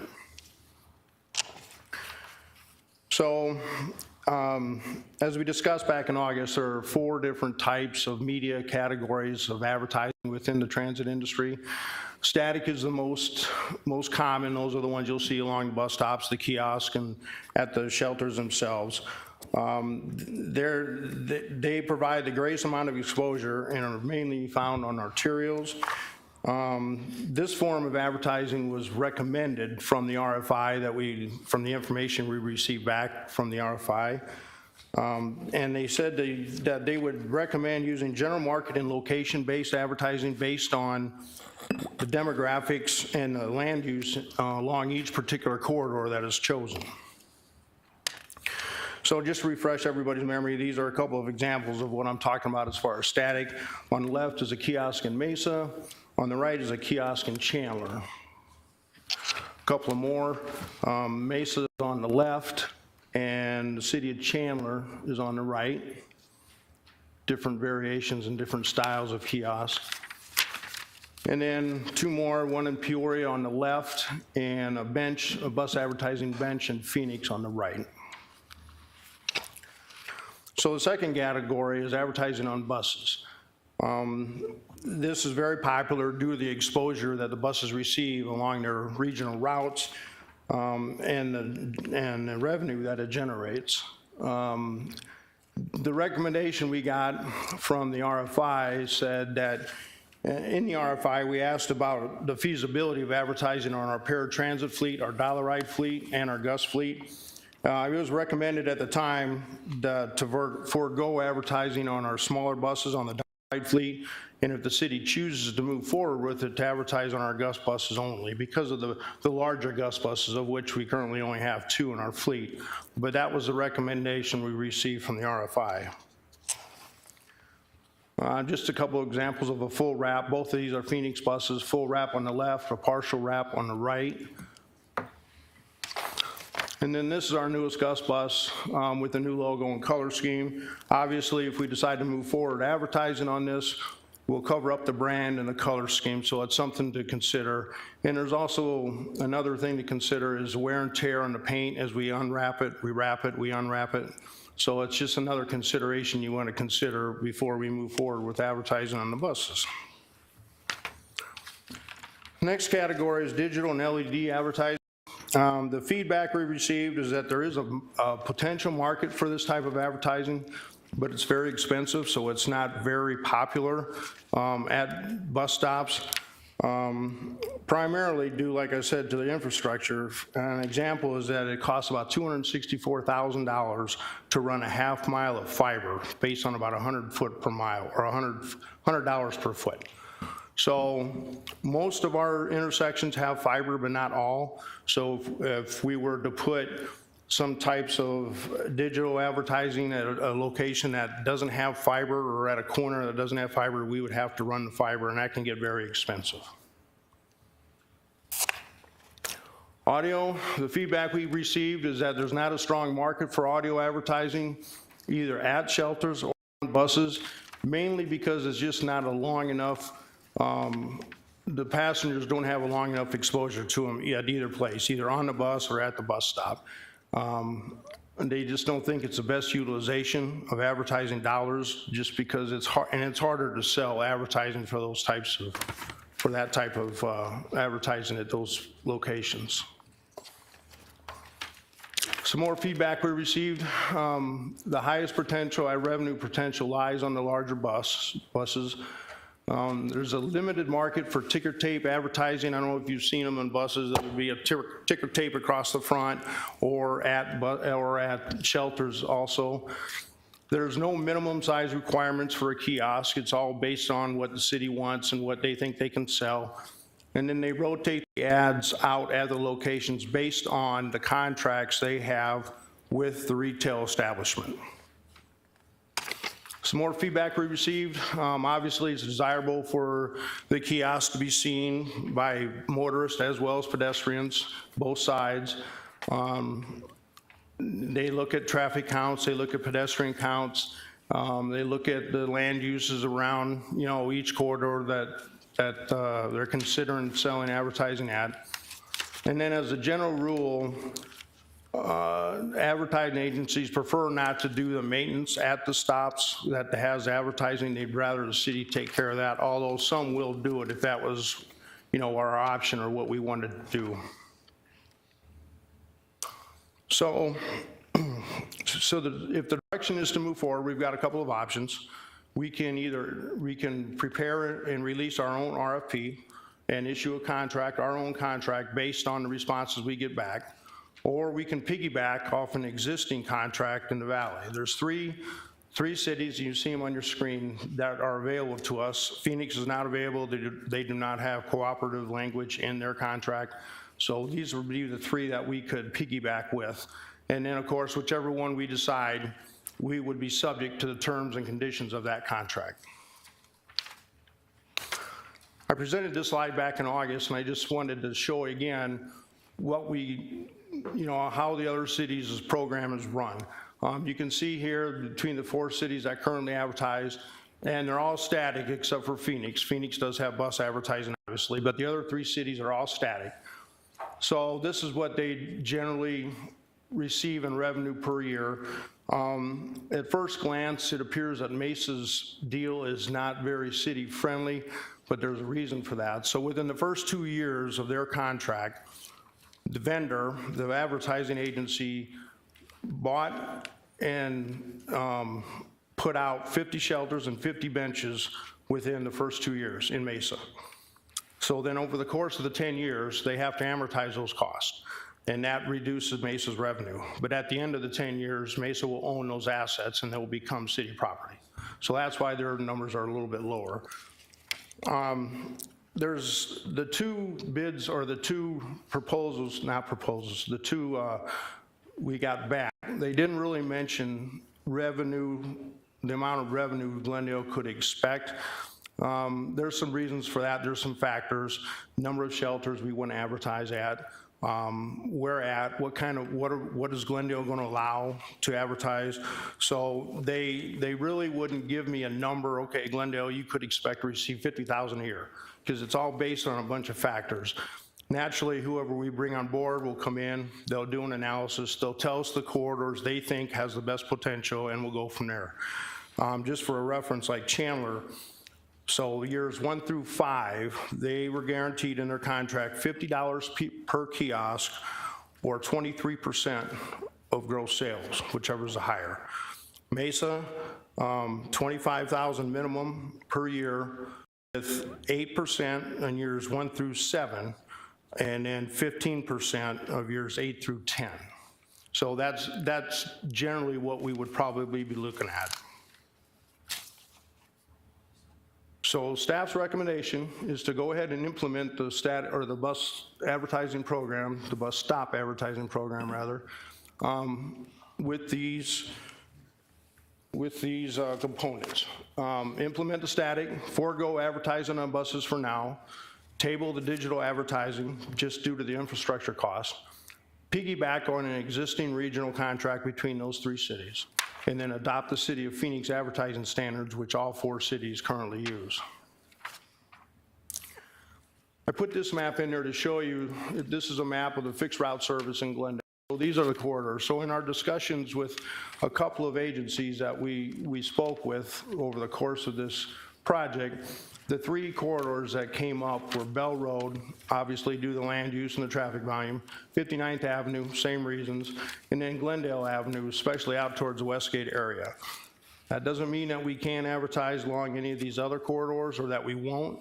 It's just with the current land use and the traffic volume, those were the three recommended at least from the beginning. That's what they would look at. Of course, when we get somebody on board, like I said, they'll do an analysis and tell us what the traffic counts are, what the land use is proposed, or what the land use lends itself to. Let me ask you a question. Yes, sir. Camelback Road is shared with Phoenix. Who is that? It's a good question, Mayor. Mayor, Council, so the bus stops on the north side of Camelback belong to Glendale. So we're responsible for all the bus stops on the north side of Camelback on the westbound side. So if we put a kiosk on the westbound side, it would be Glendale. Okay, And well, we I know couldn't- it's very heavy traffic because I Yes, live sir. there. Yes, sir. But we couldn't put one on the south side because Phoenix owns those bus stops, so, but it would be ours. It would be Glendale's responsibility, and we would reap the benefits of the revenue. Okay. I think definitely need to look at Camelback Road. Oh, I'm sure they will, yes, sir. That's one of the roads I think of very quickly that does have heavy bus traffic on it. Excuse me, this is a Photoshop rendering of what it could look like. This is one of our current stops, 67 southbound, just south of Myrtle. And then another one at Glendale eastbound, just east of 67th Avenue. So we took this information to CTOC, Citizen Transportation Oversight Commission, last month in February. They concurred with our recommendation to move forward as presented. With the caveat that staff monitor the program and ensure that it stays within the scope and that the revenues are what the revenues will be listed in the contract. So they were very positive about it as long as we keep a handle on the program and keep an eye on it and make sure it's administered the way it's written in the contract. Mayor? Yeah, go ahead. I think you're going to say what I was thinking. Go ahead. I don't know. I'm not that good. I do have two questions. What are you list the number of bus stops in 4 cities and you don't list the number of bus stops in Glendale. What is the number in Glendale? Mayor, Councilmember Clark, you're talking about the total number? Yes, sir. We have 595 bus stops in Glendale, 189 shelters at those stops. So I am guessing that, if we move forward, within the first year or two, we would probably be looking somewhere between 50 and 100 bus stops or shelter or advertising at locations, depending on the analysis and the labor workforce and everything that's having an effect on everything. But that's what I would assume the first year or two, 50 to 100, and then we would see how it goes and how the sales go from there. Okay, second question, Mayor, if I could continue. You list Chandler with number of bus stops 260, Mesa 100, Peoria 38, Phoenix 1100. And we're going to discount Phoenix because there's no cooperative piggybacking. So I'm not sure if Phoenix is relevant to the discussion. But do these numbers represent the total number of bus stops in Chandler, Mesa, and Peoria, or just the bus stops that have been used for static display? Mayor, Councilmember Clark, it's the latter. These are just the number of stops that these cities advertise at. That's not the total number of stops in each city. Thank you. Yes, ma'am. Okay, she didn't talk about what I was thinking she would say. Mesa did something that I found interesting. We have areas that every one of them here has talked about where we need more bus stops. And I do like that format where Mesa worked out a deal where they built them, they maintain them, they advertise on them, and then after 8 years, they own them. I would like us to look at that type of model. We have a lot of places where we truly need bus stop. We have bus stops, but we don't have bus enclosures or bus shelters. Mayor, Council, yes, I agree. In Glendale, we have most of all the corners of all the arterials covered as far as shelters go on all 4 legs. So, and everybody in the advertising world, those are where they make their money, selling at the arterial to arterial. That doesn't mean that you can't advertise on a mid-block stop, you know. It doesn't mean that you can't advertise at the quarter-mile stop. And certainly, we have some of those stops that could use to be covered. I agree with you. That's something that we would look at, and we can go down that road where we have them put out additional shelters, depending on if they think they can sell advertising. We could also look at, you know, upgrading our shelters. Maybe we switch out some of our shelters with the newer version from the advertising agency. We can certainly look at that. Yeah. Well, if we're not putting money out and we're still getting money back and getting product and the comfort and service for our customers, I think that's what we should be doing. Yes, sir. Along those same lines, I just wanted to get clarification. Say we just go with a flat contract that provides revenue to the city. And I think we had a discussion, but I want to have you remind us, where does that revenue go? Is it strictly going to go back into our bus stop? Mayor, Councilmember Malinar, it's a little tricky. If we were to advertise on our buses, the revenue has to stay in transit because those are federally bought assets. The shelters that we have out, a number of them were bought with federal money years ago. They have long since been paid off, so they're basically city assets. So the revenue that we generate off the sales at bus stops and at shelters, it could go either way. I mean, they could go back in the general fund. All 4 cities use their revenue to go back into their transit program to offset some costs. That's something that, you know, there's a couple of things we could do with that revenue. If I may, Mayor, my recommendation is that because we've talked about improving our bus stops, that this money all goes back into improving our bus stops. That's what I would like to see if we're going to go this route. Mayor, Councilmember Malinar, thank you. Mayor. Thank you, Mayor. I'm curious why, what was the reason given for the recommendation to not move forward with advertising on buses? And I'm asking this because Valley Metro is moving forward with advertising on buses, and Phoenix also advertises on buses, and those buses come in and out of Glendale, and by the average person are not identifiable as who the bus belongs to. So, I mean, we have buses with advertising on them already circulating in Glendale. So what was the reason given for not doing that? Mayor, Councilmember Tomachov, twofold. Currently, there's no advertising in the region on circulators. So the circulators are basically within a neighborhood. They don't go out of that neighborhood. They don't have as much exposure as the Valley Metro routes that run from one end of the valley to the other, north, south, east, west. As far as the dollar ride vehicles, again, no example of that anywhere in the region. Nobody advertises on their dollar ride fleet. A lot of it is due to the smaller buses. The space is just not large enough to sell advertising on the smaller 22-foot cutaways as opposed to the 35 and 60-foot buses that Valley Metro uses. It's certainly something we can do. There's no law against it. We could look at doing that. They just recommended that because there's no example of it anywhere in the region on the smaller fleet, on the dollar ride, they didn't know if they would be able to sell it or not. But it's on the Gus fleet, you know, the 2 big buses especially, it's just not as much exposure as the Valley Metro routes across multiple jurisdictions, and there's just more eyes on those buses than there would be in a neighborhood circulator.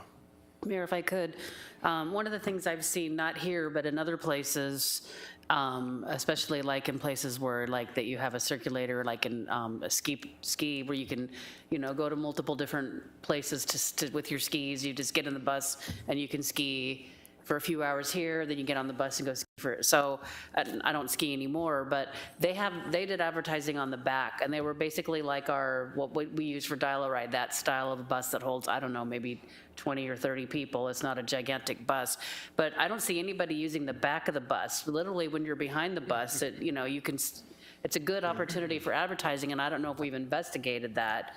I understand probably, and I know I saw you showed the picture of the Gus, that the city's already spent money to wrap it. That would be, you know, I mean, I guess we don't want to cover up what the city already spent money on to wrap it, but there are opportunities for other types of advertising on those smaller buses where you you know, you can just use the back of the bus. When you're behind a bus driving, you got a long time to be able to look at their advertising. So, I don't know. I just don't know whether that conversation's ever happened. And I mean, people don't know whether, who the bus belongs to. There's, you know, and it's getting more and more expensive to provide transit. And I mean, I think we should take advantage of every opportunity to try to offset some of the costs, because it's incredibly, I mean, it's important to our residents, and I'm absolutely supportive of doing it, but it's becoming more and more expensive to provide those services for people. Mayor, Councilman Tomachoff, yes, ma'am, and I appreciate the comments. That's certainly something, if we move forward and we bring an agency on board, we can certainly have those discussions to see if they think that's viable and it'd be worth our time and our effort and our money. Absolutely. And then one question, Mayor, do they offer, for example, on our own fleet, our circulator, Augusta Bus and Dial-A-Ride, are you able to offer like a discounted advertising rate for Glendale businesses? Are we allowed to do that? Mayor, Councilman Tomachoff, so the way it works in the other cities is like, for example, at shelters.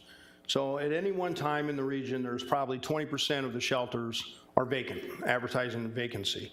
So, and I know Mesa does, and I know Chandler does, I think Peoria does too. They have written in their contract where they get to advertise at 10% of the available locations for city events.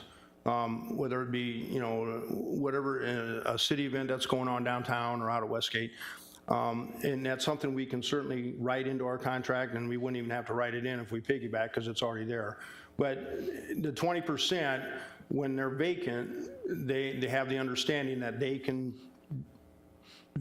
advertise what they want in those locations. If it's not available, or if it is available and nobody else is advertising there. So that's certainly within the parameters of all the contracts. Okay, thank you. Yeah, a quick question, I'm going to go over here. Do we have any agreement with the other cities that have buses that come through Glendale where we're getting some of that advertising once they're in Glendale? Mayor and Council, that's correct. So the city of Phoenix provides all of our fixed route service, and every year we bring the amendment forward in June. And it is built in there that based on the amount of revenue miles in Glendale, we get a cut of what they make. So pre-pandemic, we were getting back about $43,000 a year from the advertising revenue on the Phoenix buses. We don't get cash. It just offsets my cost for the contract for the service. So it's just a reduction in my cost for service.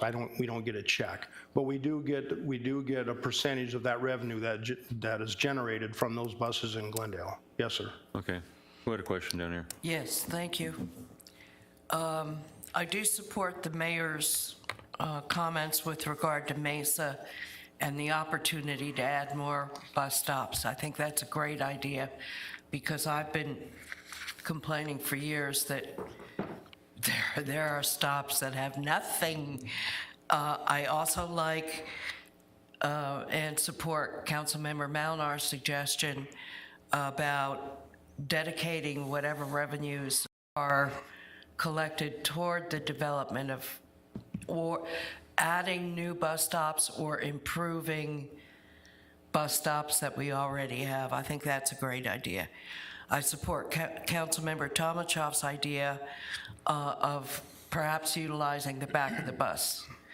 That's an untapped little gold mine there that we should be considering. I would like you to come back and tell us definitively the number of shelters that could be used immediately. You said there were 595 total stops and 189 shelters, but then you referred to intersections exclusively. So I would like to know, what are we talking about in terms of numbers of actual use of bus stops? Thank you, Mayor. Mayor, thank you. Looking at the graph, the comparisons on slide 16,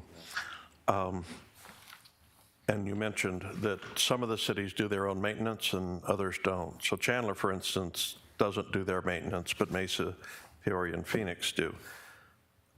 That annual revenue number at the bottom for those cities, Net. that's net. That's after they've backed out the After cost of they- maintenance? Yes, sir, after they paid the cost for the maintaining of their stops. Yes, Okay. sir. Thank you. I had a similar question, not to the maintenance, but vandalism. So that happens quite a bit. Is there a cost or data to that? Vice Mayor Aldama, Council, that is always an ongoing issue. Regardless of which firm we would go with or which contract, the advertising agency is always responsible for the vandalism on their property, on their kiosk. So they would maintain that. If a glass is broken, they repair it. It's not a city's cost. It may reduce our revenue a little bit, but that would have to be worked out in the contract. But as far as vandalism to the kiosks, the agency would be responsible for maintaining those, fixing them. If they're lit, they would need to maintain the lighting in them, whether it was solar or hardwired. So they would do all of that. We have the option, depending on which contract we go with, we could ask the ad agency to maintain all 595 stops. Like I mentioned earlier, most agencies don't want to do that. They'll maintain their furniture and their assets, but they would prefer the city to be responsible for trash and power washing. So, but as far as vandalism on the kiosk and stuff, yes, sir, they would take care of that. Okay. Any other questions by the council? Want to finish up? Vice Mayor, that concludes my presentation. So looking for feedback, a consensus to move forward. If the consensus is to move forward and everybody is okay with piggybacking, we'll do a deep dive into all three contracts and see what we think is the better deal. Or like I said, we can put our own RFP together and go out on the street. We're recommending piggyback just in the interest of time, to get this thing up and running a little bit quicker. So if that's the consensus, then obviously it will require a linking agreement, and we will come back to council to approve the linking agreement once we're ready to go. All right, do we have consensus on staff's recommendation? Yes. Yep, you have consensus. You're good. Thank you, Vice Mayor. Yes, sir. Ms. Bowers, will you introduce item number 3, please? Presentation on the city's grants policy. Thank you. Vice Mayor, members of the council, here provide staff report on item number 3 will be Lizette Camacho, our Director of Budget and Finance.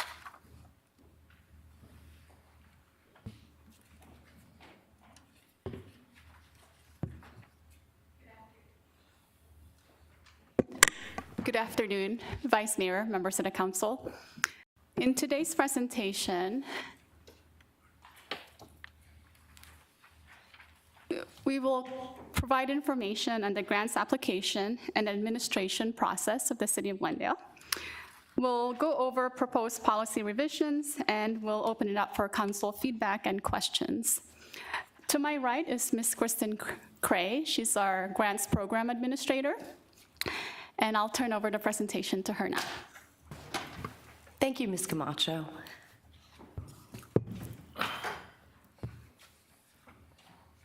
Today we're going to talk about the financial administrative policy number 6, which is the grant application and administration policy.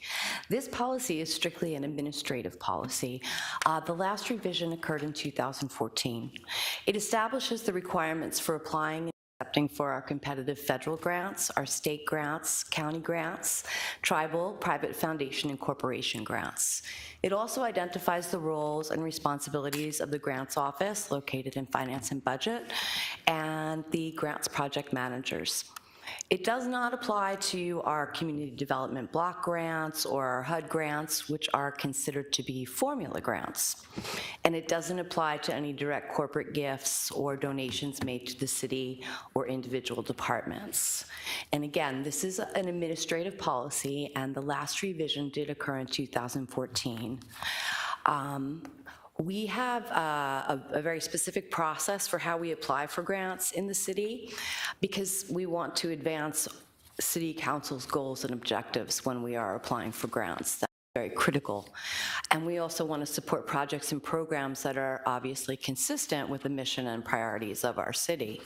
So grant applications are reviewed and approved by the grants program manager, and that's me in this case, prior to submission of the actual application to the funding agencies.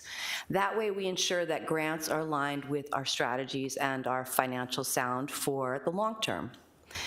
Grant awards are currently all approved by you, the City Council, as the administrative requirement in 2014 was deemed to be a City Council resolution.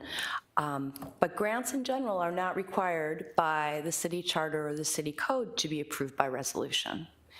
So we are going to propose some administrative changes which will allow for grants to be processed in a different manner in the following years.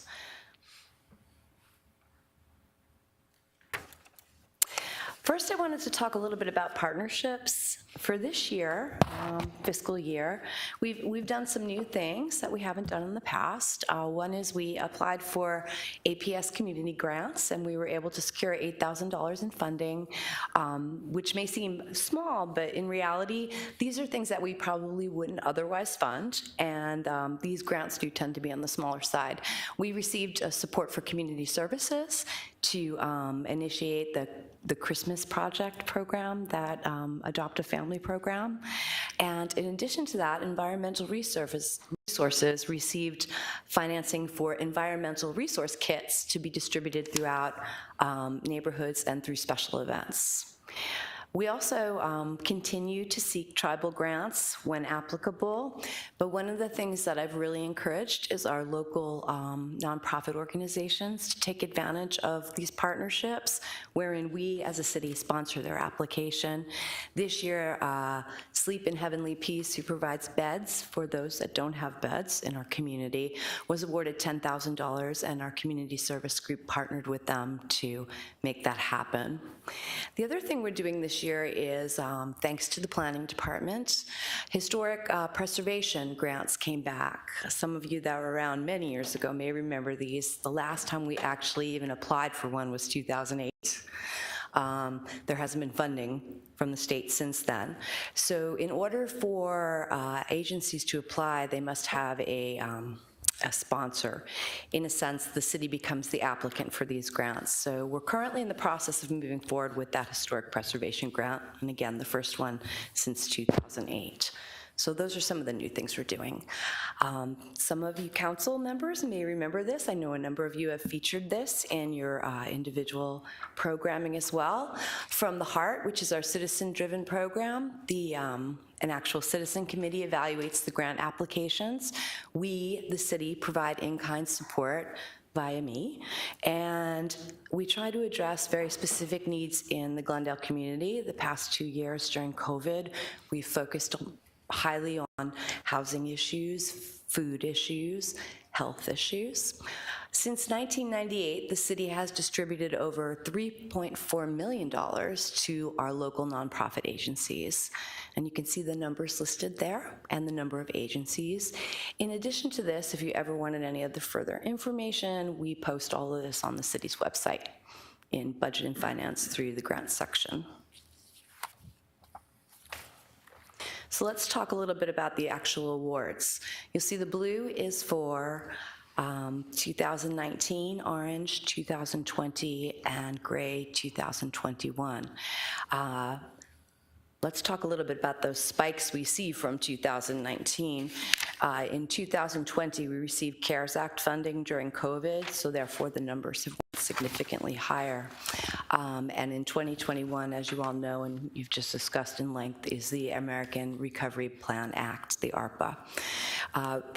This chart points out that on the left-hand side, the 50K or greater, That's the actual amount of funding awarded at 50K or greater. So those were grants that were $50,000 or more. On the right-hand side is the less than $50,000, which you'll see the total amounts for the less than $50,000 grants are significantly lower.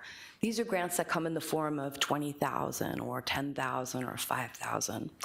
And this data does exclude the From the Heart and tribal, plus our CAP, our Community Development Block Grants, and our HUD. Excludes all the formula grants. Here we see with the amounts that, same thing, 19 blue, 20 orange, and 2021 gray. This is the average number of grants. So what we're seeing is that we're receiving very minimal dollar in 50K and under grants, but we're doing many applications. So wherein 50% of our applications are actually for grants that are awarded at $50,000 or less, which is cumbersome to our staff time. What we're looking for is to be able to reduce the actual staff need to go through the processes for council resolution for anything that's 50,000 or under, which the bulk of the money, if we switch back to this slide, still is approved via resolution. The actual numbers are significantly lower for the 50,000 and under awards. So the current policy requires that all the grant awards be approved by resolution of the City Council. So it creates delays in the delivery of the actual services to the community. Can't spend the dollars as quickly. The proposed amendment allows grants awards that are less than $50,000 to be accepted administratively by the city manager designee. This was the prior process before 2014, very similar process. This existing administrative change was also reviewed in conjunction with the city attorney's office and supported by that office. So anything over 50,000 will still require that resolution, and the majority of the money is coming through 50,000 or more grants. There are some grantors who absolutely require governing body resolution, whether it be for a $5,000 grant or not. So anything that requires it will certainly still be required by resolution. And then the grants office will provide the city council a quarterly report of the grant awards that were under 50,000 that were accepted administratively if this change is approved. Mayor, what is the length of delay? Talk a little bit about the delay. Thank you, Vice Mayor Aldama. When we apply for a grant, we'll just use a calendar. So let's say we apply for a grant in January. Before we even apply for that grant, the deadline's January 30th, we have to put that application in.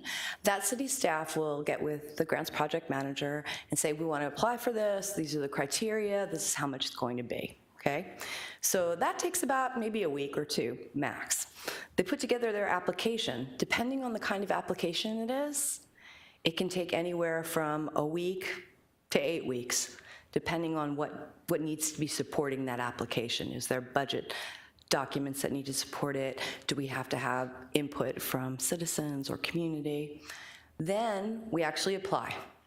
When we apply, we usually don't find out, average of 12 weeks, sometimes up to 16, 18 weeks before actual award. Like if we applied for a grant today, we may not even know until fall whether or not we've got it, okay? So we have that lag time. If we do get awarded, then the next step is to accept the award. So we accept the award with the contingent, because our policy says it needs to be resolved by City Council, that we will not spend that award until we've actually got our resolution in place. So we get the award, then the staff will place that award on a City Council meeting agenda for resolution, which can take anywhere up to that 2-week period.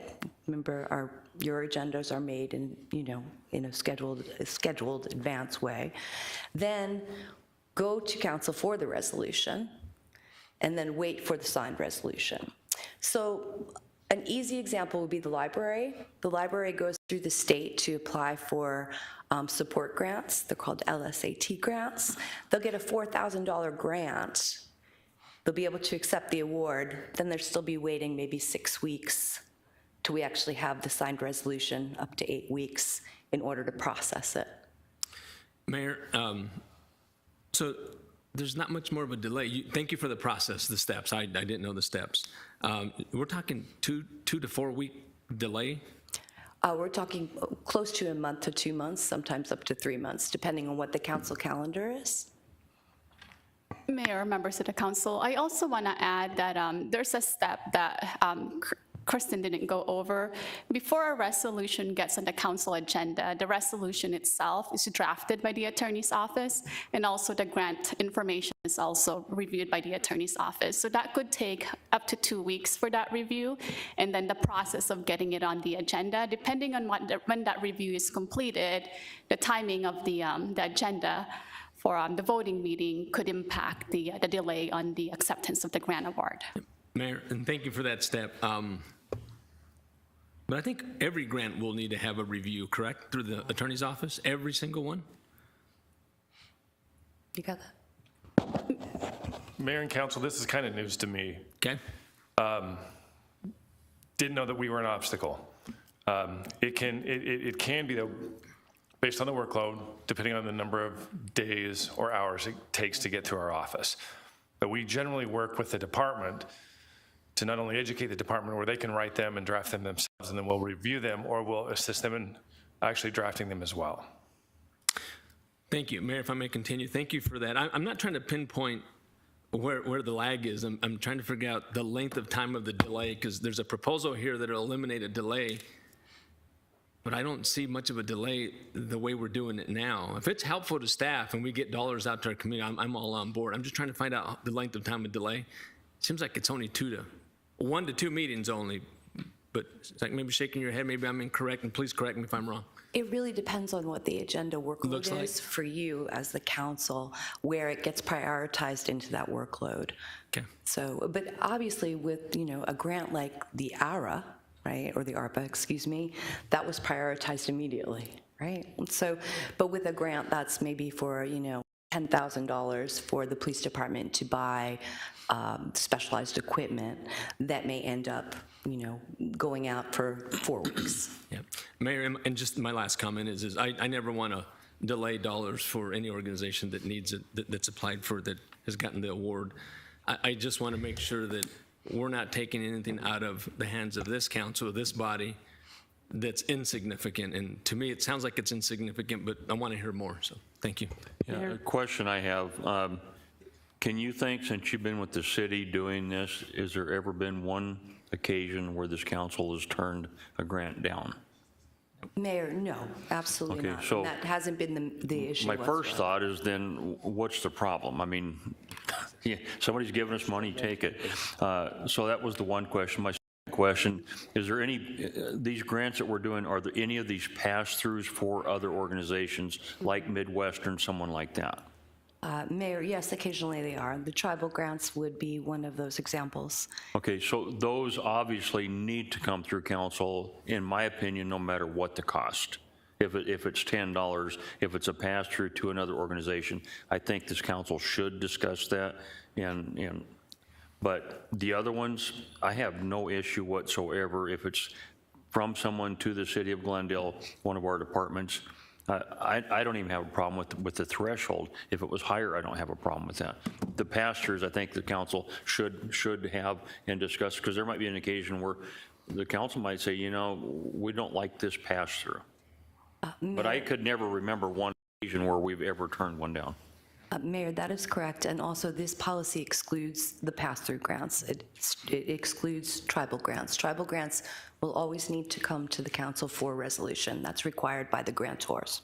Okay, Councilmember Tomachoff, and then Mr. Mellner's next. Thank you, Mayor. Everybody. Okay. Well, I mean, I feel like coming to council serves another purpose, is that it's basically for public record. So, I mean, for that reason, I think it's important that, residents are able to see, and they're on the consent agenda. I mean, I don't remember a time where we've actually had a big, production presentation about any kind of grants. They're just listed on consent, and I didn't know that the number of items on the consent, maybe Ms. Bauer can answer that, but are we limited to the number of items on a consent agenda? I think once it's in the queue, it can be 10, it can be 15. We've seen a lot of items on the consent agenda. Mayor, Councilmember Tomlinchoff, that's correct. There's no limit. So if there's 100 or 5, it doesn't make a difference. It's consent. So, thank you. So, Mayor, if I could, so queuing it into the agenda doesn't seem like it should be that big of a problem because it's a consent item. And I would hesitate to take that out of something that we're being transparent about and letting the public know by it being on an agenda. That's one way to let people know the business that the city is conducting. That's a good news thing that the city is getting. We have tons of grants for police and fire, especially I notice on the consent agenda. So I would hesitate to take that away from the council, not necessarily even because it needs our approval. It's just that it's transparent and it's a way to let the public know what we're doing. Thank you. Mr. Melner. Thank you, Mayor. Just one quick question. Why are these grants required if a private entity wants to apply for a grant? Why is it required to go through the city? Councilmember Malnar. If a private entity wants to go for a grant, generally it's not required, and we don't usually partner. There's certain funding, such as the tribal funding, based on Proposition 202. The tribes are required to provide 12% of their funding back to their communities. The tribal nations all have the same policy regarding this, required the pass-through of the city for accountability of the 12%. The city then, through Ms. Bauer's office, reports any monies that were out of that 12% that came through the city. Those are strictly the ones that we see are the tribal for pass-through. Are those the only ones that come through this council? The pass-through for the tribal are the only ones that have came through the council in recent years. The newest one is the historic preservation one that I was talking about. That is a requirement of the actual state. The State Parks and Recreation Fund supports historic preservation. A nonprofit can apply directly to historic preservation funding. In this case, it's First United Methodist Church. They are not a nonprofit, so they have to have the support and the sponsorship of the city government. Okay, if I may, Mayor, just on that same line of thinking then, sounds like there's minimal number that have to come to the council, and they have to come to the council because the agency giving the grant requires it to go to council. Is that accurate to say? Currently, all come to council, so let's use the number of 50, the round number, so that's all coming to you. If we took out only those tribal grants and those that are required by the grantor to go to council, that would be less than half, because the federal government... Well, let me just stop you there. I thought you just said the only ones that have to come to council are those. Oh, I'm sorry, you said private entities as your original question. Correct. So I was referring to that. Our majority of our grants are not from private entities. Okay. They're from federal and state. So. And I was speaking, if I may, Mayor, a private, say a 501c3 that wants to apply for a grant, and the grantor does not require them to go through the city council. That is correct. We're not talking about those. This is not those kind of individuals. No, sir. No council member. And then I'm still a little confused as if there's certain ones that require them to come to council, then who are we going to, with this change, who would not come to council? Give me some examples of entities or that would not have to come to this council if we go along with this. Mayor, Councilmember Malnar, who would, your question, just to make sure that I'm clear, is who would not have to come to council with the resolution? That currently is required to come to council. That is currently required. City departments. I'll go back to the library example. They receive minimal grants through the Library State Association, $5,000, $6,000, and they receive them quarterly. They're currently required With the change to this policy, they wouldn't be required to bring those for resolution. Okay. That would apply. Ms. Rios. Mayor, members of the council, if I may, maybe just to clarify a little bit. So what we're talking about here is the low dollar amount grants under 50,000. And what we're just trying to do is streamline this process. We have lots of ways we can still be transparent about it. We can create, well, we said we would create a report for you. We can also post that on the website, you know, so that everyone knows all of the grants that we're getting. And all of those grants, as Ms. Cray said, that are required either by the grantor or by this body, such as the Tohono O'odham grants or the tribal grants, they will still come to council, plus all the ones $50,000 and over. We're just talking about a lot of work when we mentioned the city attorney's office reviewing, our office reviewing, a lot of work for small dollar grants. They're not, there are a lot of them, but they're all small dollars. And that's a lot of work to get them on an agenda, even though we can do it. It's a lot of work for something, as the mayor mentioned, that is most likely always going to be accepted. This body. We've never had one that was not accepted. So in the interest of saving just the time and the effort that it takes to get those on an agenda without reducing transparency, we're just trying to streamline that process. Maybe that helps explain a little. Thank you. Ms. Rios, one thing that you had said that I was going to bring up, if it's posted on our website, then I think that actually addresses what Councilmember Tomachoff was saying. As long as it's public, people can go under grants accepted by the city of Glendale and then list everything that we've done. I wouldn't have any problem with that. So, Mr. Miller. Yeah, just to finish then, thank you very much for that explanation. And I wanted to understand that better before I said what I'm going to say now, which is I totally support this. Now that I understand it, I don't see the need for us to have to spend the staff time to put these on the agenda just so that it can become more public if we have another way of making it very public. And that's what I would support. I'm always supportive of reducing red tape. And this sounds like red tape that we can get rid of. But I think it is important that we still make sure that the public understands who are getting this grants, that the city's getting this grant, and the council also has the opportunity to see these smaller grants, who's getting them, where are they coming from. And I think as long as those things are in place, I would be totally in support of removing those particular smaller grants from the requirement to come to council approval. Thank you. Thank you, Mayor. Yeah, thank you for that. So it's not just the council meeting that we're talking about, it's the entire process. And thank you for sharing that with me. And so what the mayor said and Councilmember Malinar, absolutely, I am now okay, I just didn't understand. But it's not just the step at the council, it's every single step. And I'm okay as long as the citizens know about it and where they can go. So I'm good. Thank you. Thank you, Mayor. Well, I don't agree. I think it's a solution in looking for a problem. I think the process is long and complicated, and council comes in at the tail end and expends very little time in the total overall process.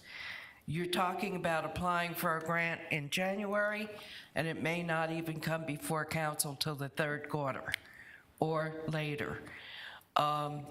I do agree with Councilmember Tomachoff. Great, put it on the website.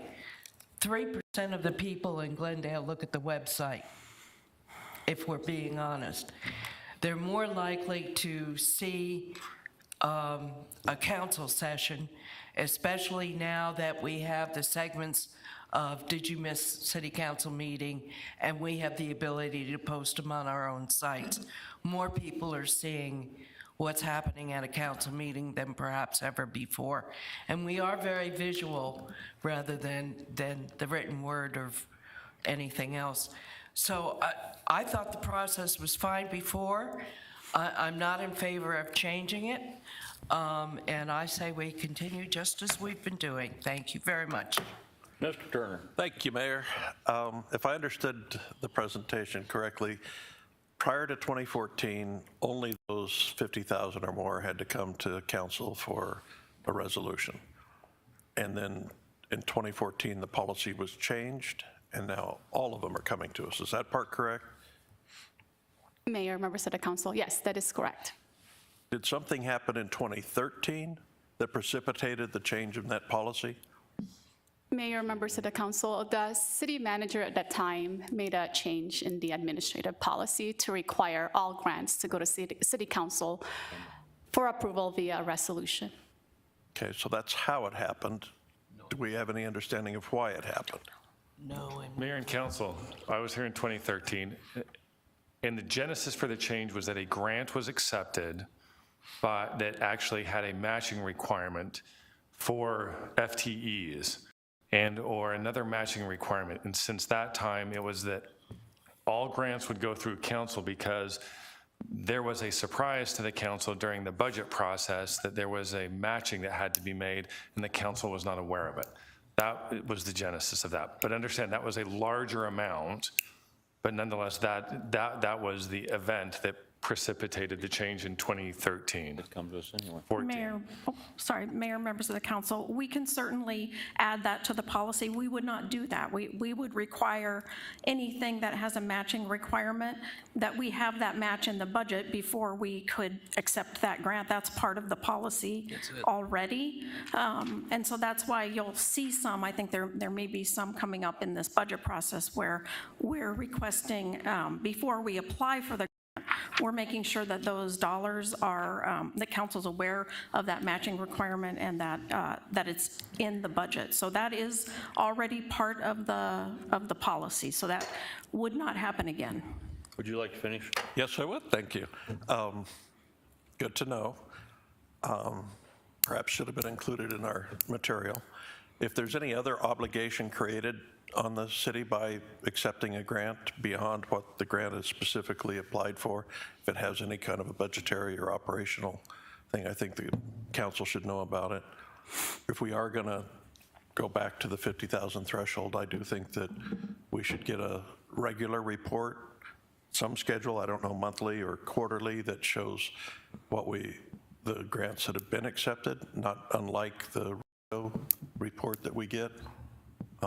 Because a lot of times, I like having them on the agenda. I think it's valuable information.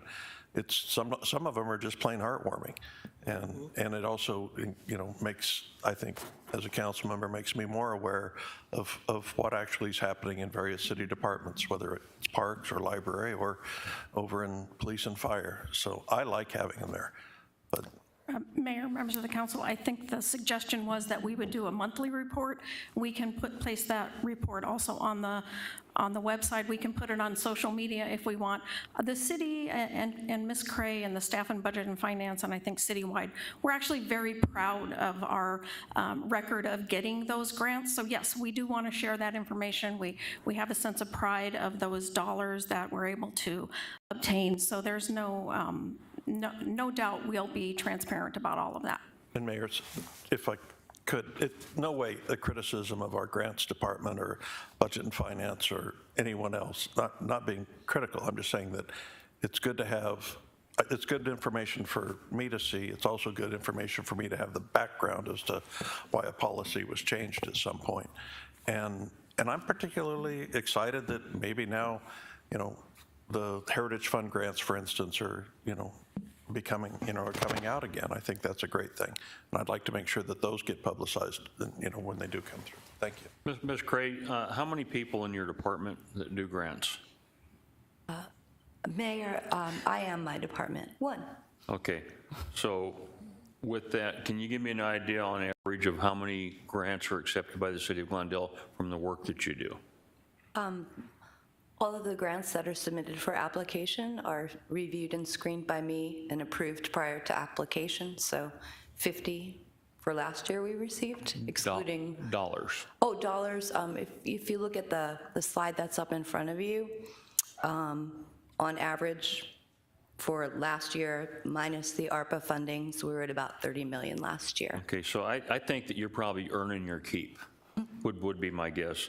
With that said, if it gives you more time by doing this to actually try to get more grants, to me, that's the best value that we're ever going to get in anything that we do. I fully support this idea with those conditions that it's on our website, and we have a special category telling people grants accepted by the city of Glendale, and we brag about it. For somebody to give you money is something that people, I think, should know about. I think we should boast that. Good job for you. I'm going to go down here to Councilmember Tom Chop next. Thank you, Mayor. And I do appreciate the work that you do with the grants. I still, though, kind of with Councilmember Clark, I don't really understand how bringing it to council is an obstacle, really. And I mean, the part that, at least for me, that is lost in this process is if the transparency's been discussed away. But the staff report, I like to read what the grant, you know, I read about the grant. So, I mean, I'm one of those people that reads everything. So, but without, you know, I mean, and that maybe that's where the time savings is for you, is for having to write the staff report. I don't know what, because putting it on the consent agenda doesn't seem all that burdensome and time consuming. So, but I like reading the grants. I read all of them. I read the consent agenda. I read everything on the agenda. So I just, you know, maybe we can get an intern in there to help her or something if it's too much work. But I like having them come through the council. I really I really feel like we should just continue on with what we're doing, because the staff report also tells the public, I mean, the public can see the staff reports too, what the, you know, what the grant it specifically is for. If it just says grant to police department for, I know we get a lot of stuff from the state for, you know, drunk driving and things like that, you know, lots of different things. And we get federal grants too, but knowing what the source of the grant and the reason for the grant and all of that stuff, in my mind, will be lost by changing this process.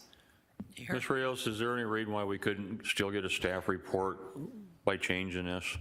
Mayor, members of the council, we can include that information in the report, what the grant is going to be used for, and all of those things. Again, we're just talking about multiple reviews by people. That is kind of time consuming. Again, and also these are small dollar grants, so they're not the big highway, I'm sorry, the big police grants and those. They tend to be smaller dollars. Right. And so there's not as much things for the grant to be used for because it's a smaller dollar amount. Okay, thank you. Mr. Phelps. Well, on the conversation, I want to remind the benefit, what this policy is to benefit. There is certainly benefit to staff. We're going to reduce down our time. That's a positive. It's a benefit to the recipient that is looking for that money. And when our citizens talk about bureaucracy, when it takes maybe a $5,000 grant 6 to 10 weeks to get in the hands of to buy the equipment that the public safety, maybe it's a public safety grant or a library grant, we're just trying to streamline that down. I have administrative authority to do contracts for $50,000 and under. We're just saying we think that there's a more efficient way to do this with your staff. We can create the reports, like whenever I do my administrative stuff, we provide the transparency to the council. All we're trying to say is the amount of time to process a very small amount, it is time intensive, but that's not even the reason for this policy. We're trying to find a way to get the money in the hands of the recipient. That's the primary goal and objective here, and I think we get the side benefit of reduced staff time. All right. Do we have consensus for this? Ray? Ian? Yes, Mayor. Yes. Okay, we do have consensus. Thank you, Mayor. Thank you. Okay. Food's getting cold, 3 o'clock. Item number No pressure, Rick. 4? Council item of special interest, short-term rentals. People are getting grumpy too. Mayor, members of the council, here to provide staff report for both items number 4 and number 5 is Deputy City Manager Rick St. John.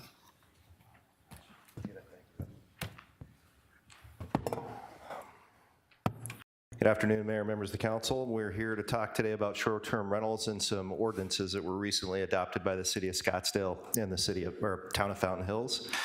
This is in response to a council item of special interest from Councilmember Tom Chop. So I'm just going to run through a few slides for you and talk about what those ordinances say. So we are seeking consensus today on adopting 2 separate ordinances, really. So think of it in terms of 2 separate ordinances. One, which would regulate short-term rentals, and the second ordinance would govern the nuisance that short-term rentals and large parties at those rentals can sometimes cause for a community. So speaking first about the ordinance regarding short-term rentals, Arizona Revised Statute does allow cities, towns, counties to adopt an ordinance mandating certain things regarding short-term rentals. It's not mandated within the state law. So the state law doesn't say, for example, that a short-term rental has to register with a city, town, or county. They don't have to provide a point of contact. They don't have to provide an emergency contact. State law just says that a city can adopt an ordinance that does mandate those things. And so what we're recommending as staff, because we don't know the number of short-term rentals that we have in our city, so going on Google and doing an Airbnb or VRBO search can give you some idea, but we don't know the number of short-term rentals that we have within our city. This ordinance would give us an ability to know that information, and more importantly, from a public safety perspective, we have that emergency point of contact should something happen at a short-term rental that's not being occupied. So say there's an electrical fire or some other issue, we would currently have to do quite a bit of research to try to find an emergency contact. If that information was readily available to our police staff, it would just streamline the process of getting the fix in place, if you will. So the ordinance would, as I stated, mandate that short-term rentals provide a contact information, so that is the owner of the short-term rental, but a lot of times owners don't reside in state. And so we would want a local emergency contact that could be responsive to urgent needs, typically public safety needs. And then we would mandate that they be in compliance with all state, federal, and local laws, which you don't really have to do, but it's just good to say within the ordinance. And there are some prohibited uses that we're allowed to spell out within that ordinance. And I've listed some of those on the PowerPoint slide. So housing sex offenders or operating as a sober living home are things that you're not allowed to do in a short-term rental, and state law allows us to regulate that. So with that, I'm going to pause and seek council consensus on adopting an ordinance that would simply follow state law and allow us the opportunity to mandate contact and emergency contact information and stipulate some uses, or prohibited uses, rather. Mayor, go ahead. Do we have a short-term rental problem in Glendale, or just being proactive?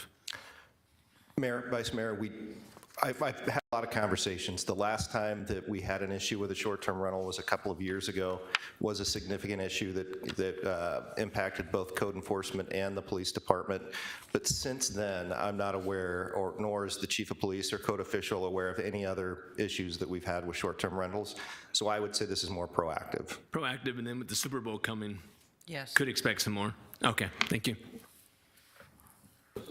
Mr. St. John, can you tell me the difference between a short-term rental and long-term rental as far as how this law is treating people different? In other words, if I own a rental home, normal, and somebody's renting it, this code that you're proposing is different than if I rent it out for weekends.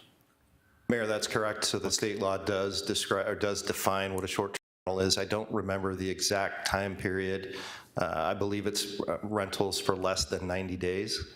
Okay, with that said, that makes the owner of the house responsible the way this is proposed, is that correct? In other words, that's who you're going to call if there's an issue. Mayor, members of council, if there's an issue at the home, we would contact either the owner or the emergency contact, whoever's local. So basically that was a yes, you're going to contact the owner. Where if it's a long-term rental, you don't contact the owner, you go to the door and you contact the people that are there. Mayor, members of the council, there are times when we contact the owner of a rental property. So for example, if there are multiple code violations that are continued and persistent, we would contact the owner of the property in those instances.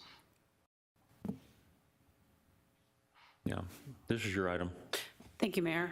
Yeah, I mean, we haven't had any real issues in Glendale that I'm aware of yet, but the issue is that, it does happen, is where you have these houses rented for large parties, You know, basically that's the whole purpose of the rental, is to have, you know, a large party in the house with a lot of people that presents a lot of problems for the neighborhood. So especially with Super Bowl coming, I mean, and this is all allowable under the state statute. I don't see any reason why we wouldn't want to. In fact, I had a conversation with a couple people that live in my district that are short-term rental owners, and they want to see this kind of thing because they want to remove the bad actors from the short-term rental business. So these kinds of rules help actually the good short-term rental owners who, you know, manage their property and rent to people who are on vacation and for the right reasons, and remove the people who are basically even advertising these as party houses, where you can, you know, rent a house and have 150 people there you know, for a party. That's not, we don't want to have that happen in if we can prevent it anyway. And at least we know who to contact. And I think you're going to get to some of that other stuff about I'm talking about in the next section here. But you know, this ordinance, I think Phoenix has one in place similar to this already, and Scottsdale does too. And they haven't run into any problems with the state objecting to them implementing these. So I feel like we should move forward with it. What else do you have? I have a second, and I think I saw consensus for this piece. If I'm wrong, please clarify, but I'll move on to nuisance parties and unlawful gatherings. So nuisance parties and unlawful gatherings is a separate section of the code for both Scottsdale and Fountain Hills, and it's really kind of the teeth behind how we can enforce against problematic short-term rentals. So Glendale City Code doesn't have an ordinance regulating nuisance parties or unlawful gatherings. We rely on other sections of the code, so the noise ordinance, parking violations, Title IV for minor consumption.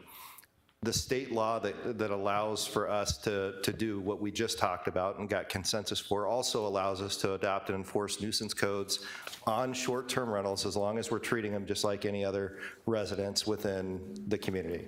And we would certainly do that. Oops. So nuisance parties, unlawful for a person to permit a nuisance party or unlawful gathering. There's two sections that I want to talk about here, and I think I went the wrong direction. So there's two structures of fees and fines. The first is a fee that's assessed essentially for the police department for the services that were necessary to mitigate a large unlawful gathering or nuisance party. And so a first offense at a particular residence, there's a $500 fine, and then any second offense within 180 days is a $1,250 fine. Third or any other offenses within that same 180-day period, actually it's the 180 days extended from the second offense, is a $2,500 fine. Both Scottsdale and Fountain Hills have both adopted that structure. Both the responsible person, so the renter, and the owner of the residence can be held responsible and can be fined or can be assessed this fee. The fee is deemed a joint and severable debt. I had to look that up. It's a legal term. I'll ask Mr. Bailey to correct me if I get something wrong in the legal description, but what it means is both the renter and the owner of the home are equally responsible, but separately liable. So just because the renter pays their fine or fee doesn't mean the owner doesn't still have to pay their fine or fee. They both have to pay. They're both equally responsible but separately liable to pay their separate fines. Hopefully I got that close to right. Okay. Let me ask you a question. So you said the first offense, or you didn't say it, but it's on here. First offense, $500. That could be fined to the people that are renting and then also the owner. Mayor, if I can, on the next slide, I'm going to kind of elaborate on how the owner is assessed a fee or a fine. So the owner has to be reasonably aware that there's a problem at the residence. So what the ordinances in Scottsdale and Fountain Hills allow for is a one-time, didn't know that was going to happen kind of statement from the owner.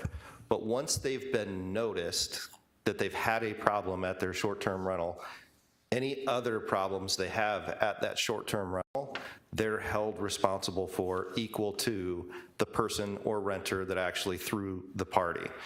But for the sake of discussion, if it was the same renter, so it's now the second offense from the same renter, but but we didn't notice the owner until the first offense had already occurred, it'd be the second offense for the renter, first offense for the owner, because they weren't reasonably aware the first time. So that we didn't assess any fee or fine, we just noticed them. And then if it happens again, that owner would be equally responsible.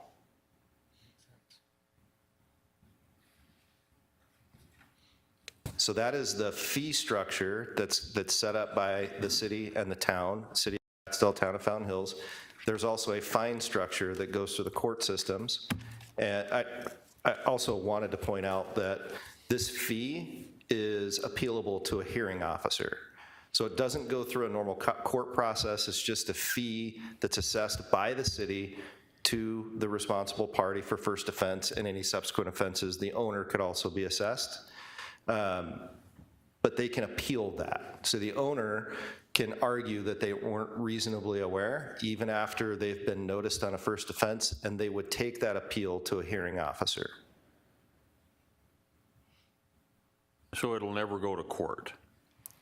Mayor, the hearing officer may be someone that works for the court, maybe someone that works for the attorney's office, but no, it's not a court proceeding. It's a civil hearing, if you will. Okay, all right. The fine structure is separate from that.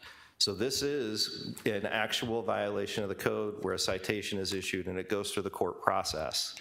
Both the City of Scottsdale and the Town of Fountain Hills have the same structure. It's a first offense, $750 fine. Second or any other offenses in a year is a $1,500 fine. And again, the owner of the property, once they've been noticed, can start receiving those citations as well and have to go through the same court process that the person who threw the party would have to go through. Well, I'm not seeing questions from anyone else, and I want to come back and ask this again to make sure I heard it right. We have had no problems that you're aware of in the last 2 years. We had an occasion more than 2 years ago? Mayor, I believe it was 3 years ago, yes. 3 years ago, okay.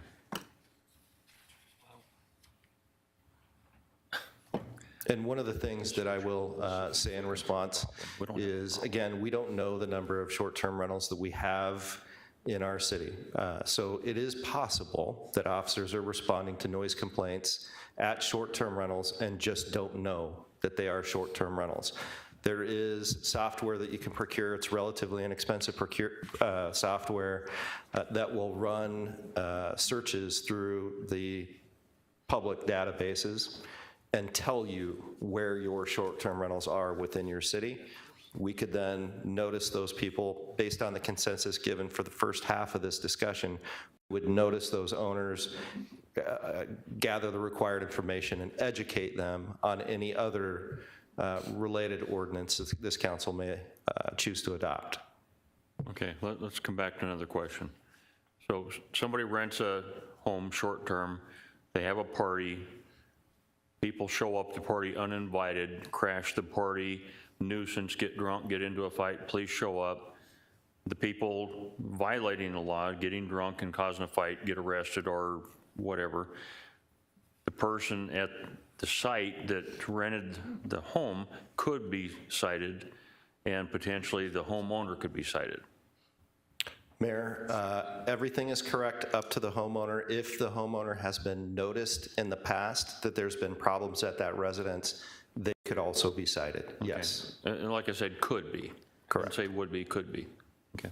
Mayor, I would contend that if I had a short-term rental and I had a few friends over and a bunch of people showed up uninvited and got drunk and started a fight, I would call the police myself.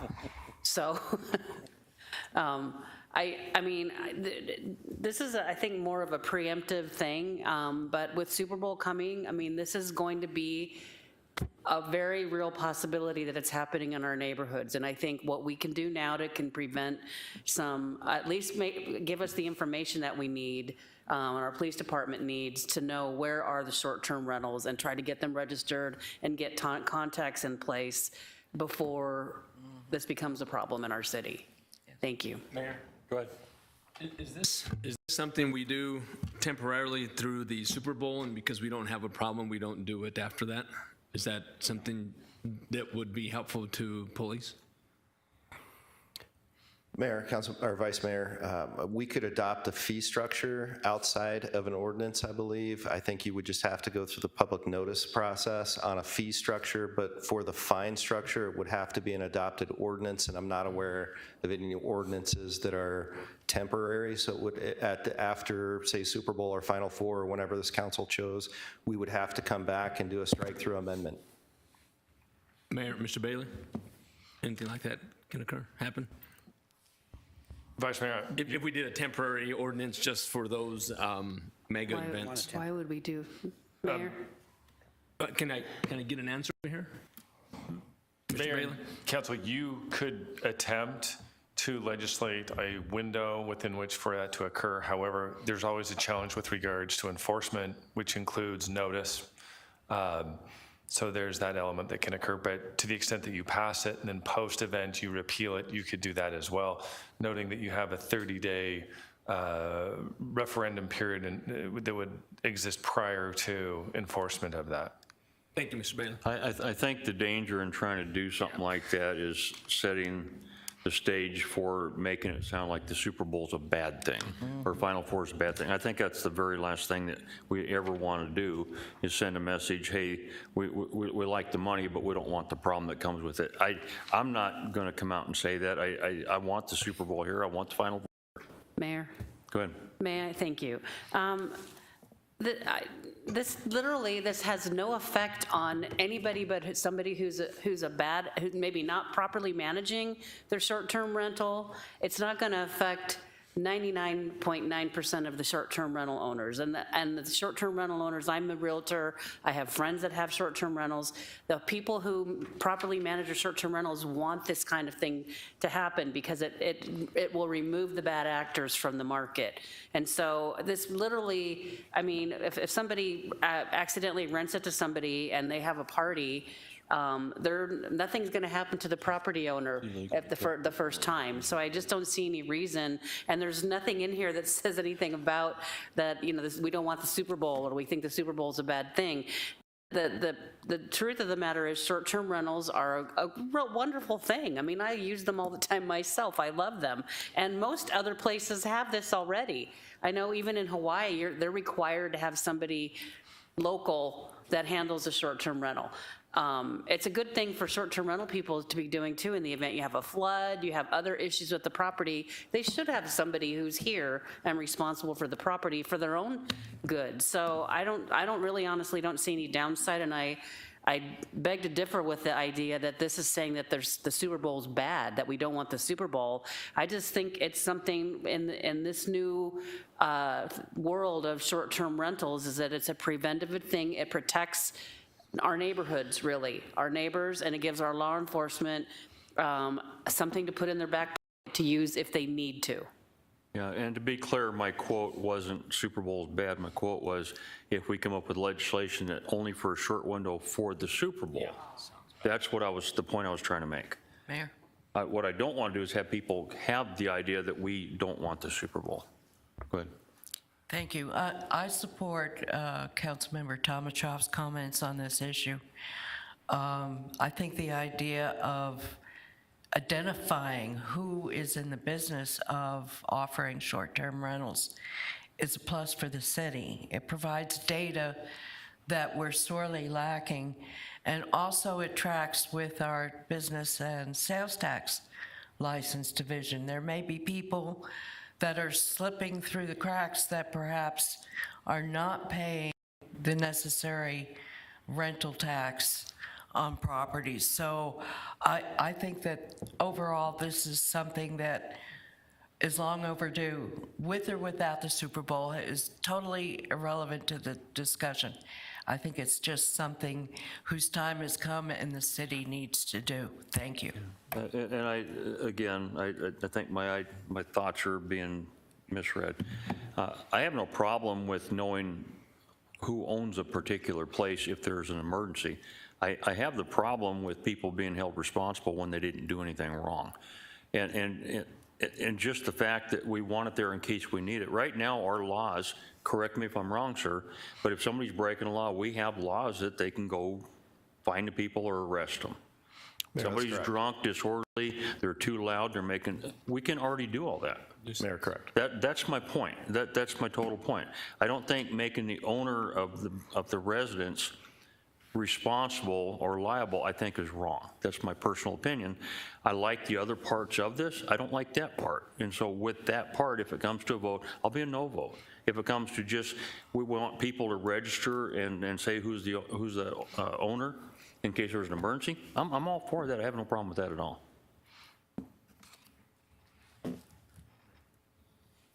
Yes. I am in total support of this ordinance. I've had occasion to be involved with issues in other cities where this has been an issue. And the citizens who live around these homes that are like Airbnb or other short-term rentals have had these ordinances installed because there was an issue. And I believe a homeowner is responsible. If they allow for wild parties to go on at their home, they are responsible. I don't think we should say, oh, they're not responsible because they're not doing it. They allowed it. They need to put in their contracts that it's not allowed. And if they don't do that, they need to be held accountable. So I'm in total support of this ordinance. Okay. What else you got? Is there a consensus to move forward with that then? Consensus on the first item? And the second? Yes. Okay, Thank you. You got it.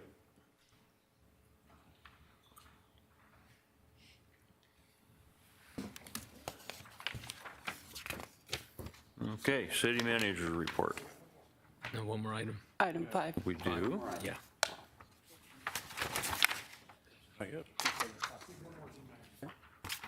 Number 5. Oh, the important one, okay. Request to amend Glendale City Code, Chapter 25, regarding codes for feeding pigeons and holiday decorations. So Mayor, members of the council, the first part of this discussion, and the slide isn't showing, so there it is. We discussed the banning of feeding of pigeons on private property in a workshop on January 11th. Council gave consensus to go back and look at how we can make the nuisance of the feeding of pigeons unlawful, but not necessarily specifically banning the feeding of pigeons on private property. So what we did is we went through and looked at our current code and where this might fit, and under 25, 24 miscellaneous general, you can see that we've included at the tail end of it, including but not limited to the feeding of pigeons, rodent infestation, and peacock crowing. Or crowing. This is a section of the code that we have used in the past and recently for someone that's been feeding pigeons on private property and creating nuisance. We are waiting to see if that's going to go through the court system.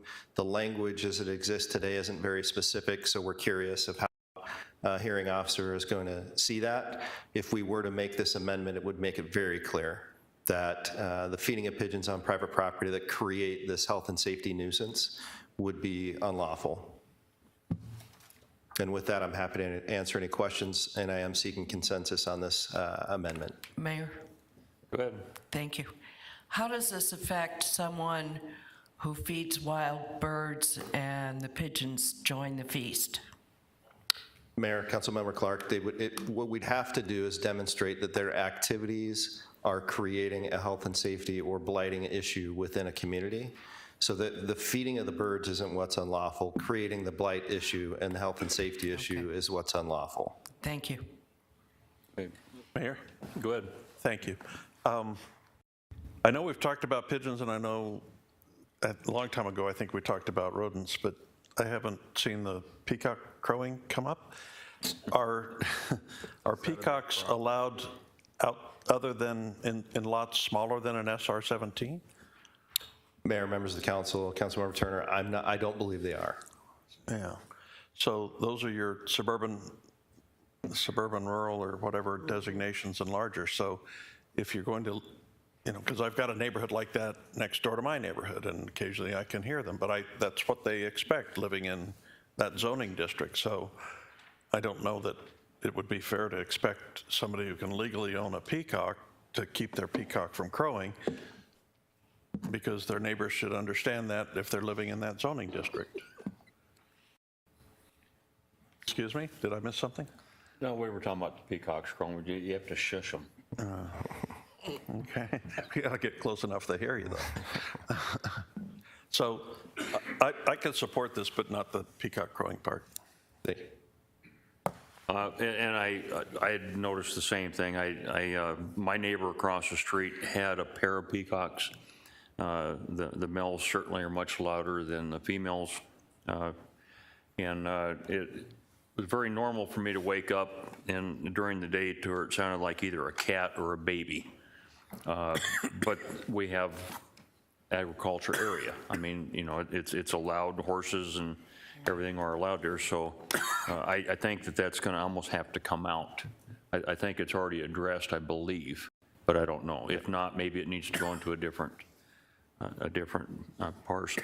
Another question, somebody who just simply has pigeons that don't feed them, they absolutely do not feed them, but they have decided to roost on their home, and I think every one of us here know homes like that where I don't believe the owners actually feed them, but they have just taken up home, and pigeons are homing. That's what they do. They usually go back where they were born or raised.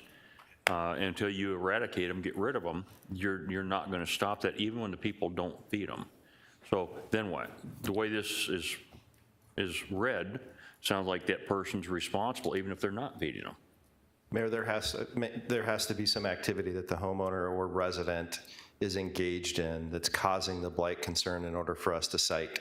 If pigeons have just decided they're going to hang out at City Hall, for example, and they have, nobody's feeding them here, but we do have a lot of pigeons around City Hall, the manager of City Hall wouldn't be responsible for that unless there was some allowable activity that was bringing them in, and the same would apply to a residence. Thank you, Mayor. Along that same line of thinking, the reason this was brought up was because of a resident who was feeding, and it did cause quite a flock of, if you call them flocks, of pigeons to gather in that neighborhood. And they stayed, and they bothered the neighbors a lot. They caused a lot of issues. And the neighbor consented to stop feeding the pigeons. But the pigeons didn't all go away. And they still are a little bit of a problem even as of today. And it's been over a month since they stopped feeding. But they are, I think, over time will gradually go away. So I would agree that they could flock to a certain spot, but I think what brings them to that spot is the feeding to begin with. And once the feeding stops, that they will eventually dissipate. They got a place to roost, that's where they're going. But anyway, so I would be in favor of moving this forward. So Mayor, here there's consensus to move it forward, but removing the peacock language. But before you go there, I probably, as everyone else, got an email from a person that wants this problem resolved. She said that maybe the city should look seriously at removing our man feeding the pigeons in the park. Just wanted to make sure everybody understood that. I don't know as though I completely disagree with her. I don't know if we take the pigeons off the guy or move the statue somewhere else, but at any rate. Is there a consensus? Yes. I don't have a consensus yet. There is a consensus, okay. Okay, Mayor, next item that we have is holiday decorations. As you know, sometime late last spring, early June perhaps, we adopted an ordinance regulating holiday decorations. You can place holiday decorations 30 days prior and 30 days after the celebrated holiday. We did come up this last holiday season with some issues surrounding that. We had several complaints filed by a single constituent because people were placing their holiday decorations just before Thanksgiving. Thanksgiving last year was November 25th, so it was 31 days, or yeah, 30 days has November, 30 days prior to Christmas. But because they were putting the decorations up, say, the week preceding Thanksgiving, so that those decorations were up when their families came over for Thanksgiving, we got several complaints. And so what we're recommending is that we back up the allowable time period for when you can place decorations, and we're recommending 60 days prior to the given holiday.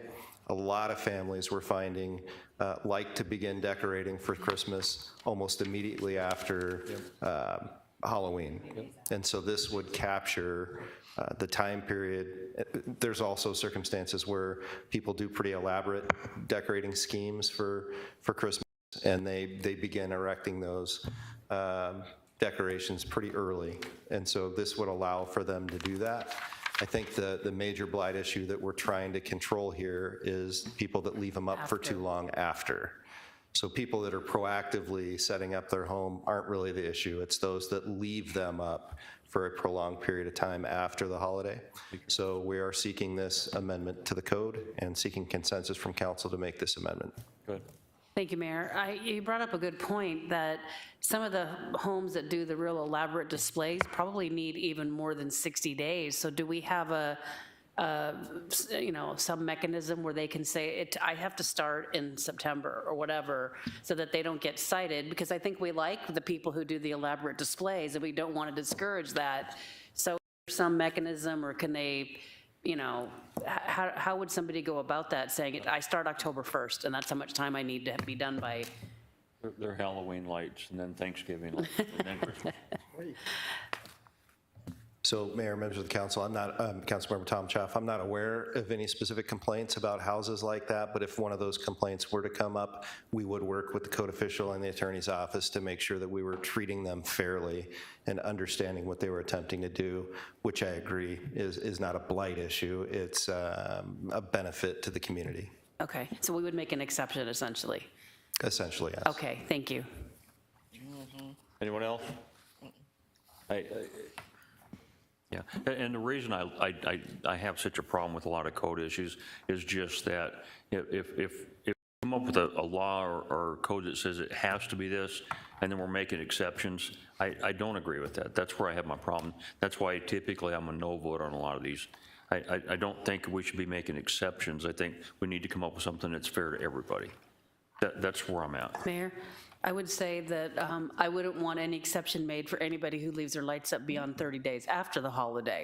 And I think most people would agree. No exceptions, but if somebody needs more time than that, and I know I'm related through marriage by it. I don't know if you remember back, there's two brothers that lived on Palm Lane that were on the news every year, and they did elaborate displays. They let people come in their house, and they started like in summer to put all that together. So they didn't have an HOA or anything, but I mean, people, I think we need more of that stuff, so as long as we're not gonna cite people for saying they're really working, trying to put that up. I don't think they actually put the lights out until the very last minute, but. Do you want him to amend it to 90 days?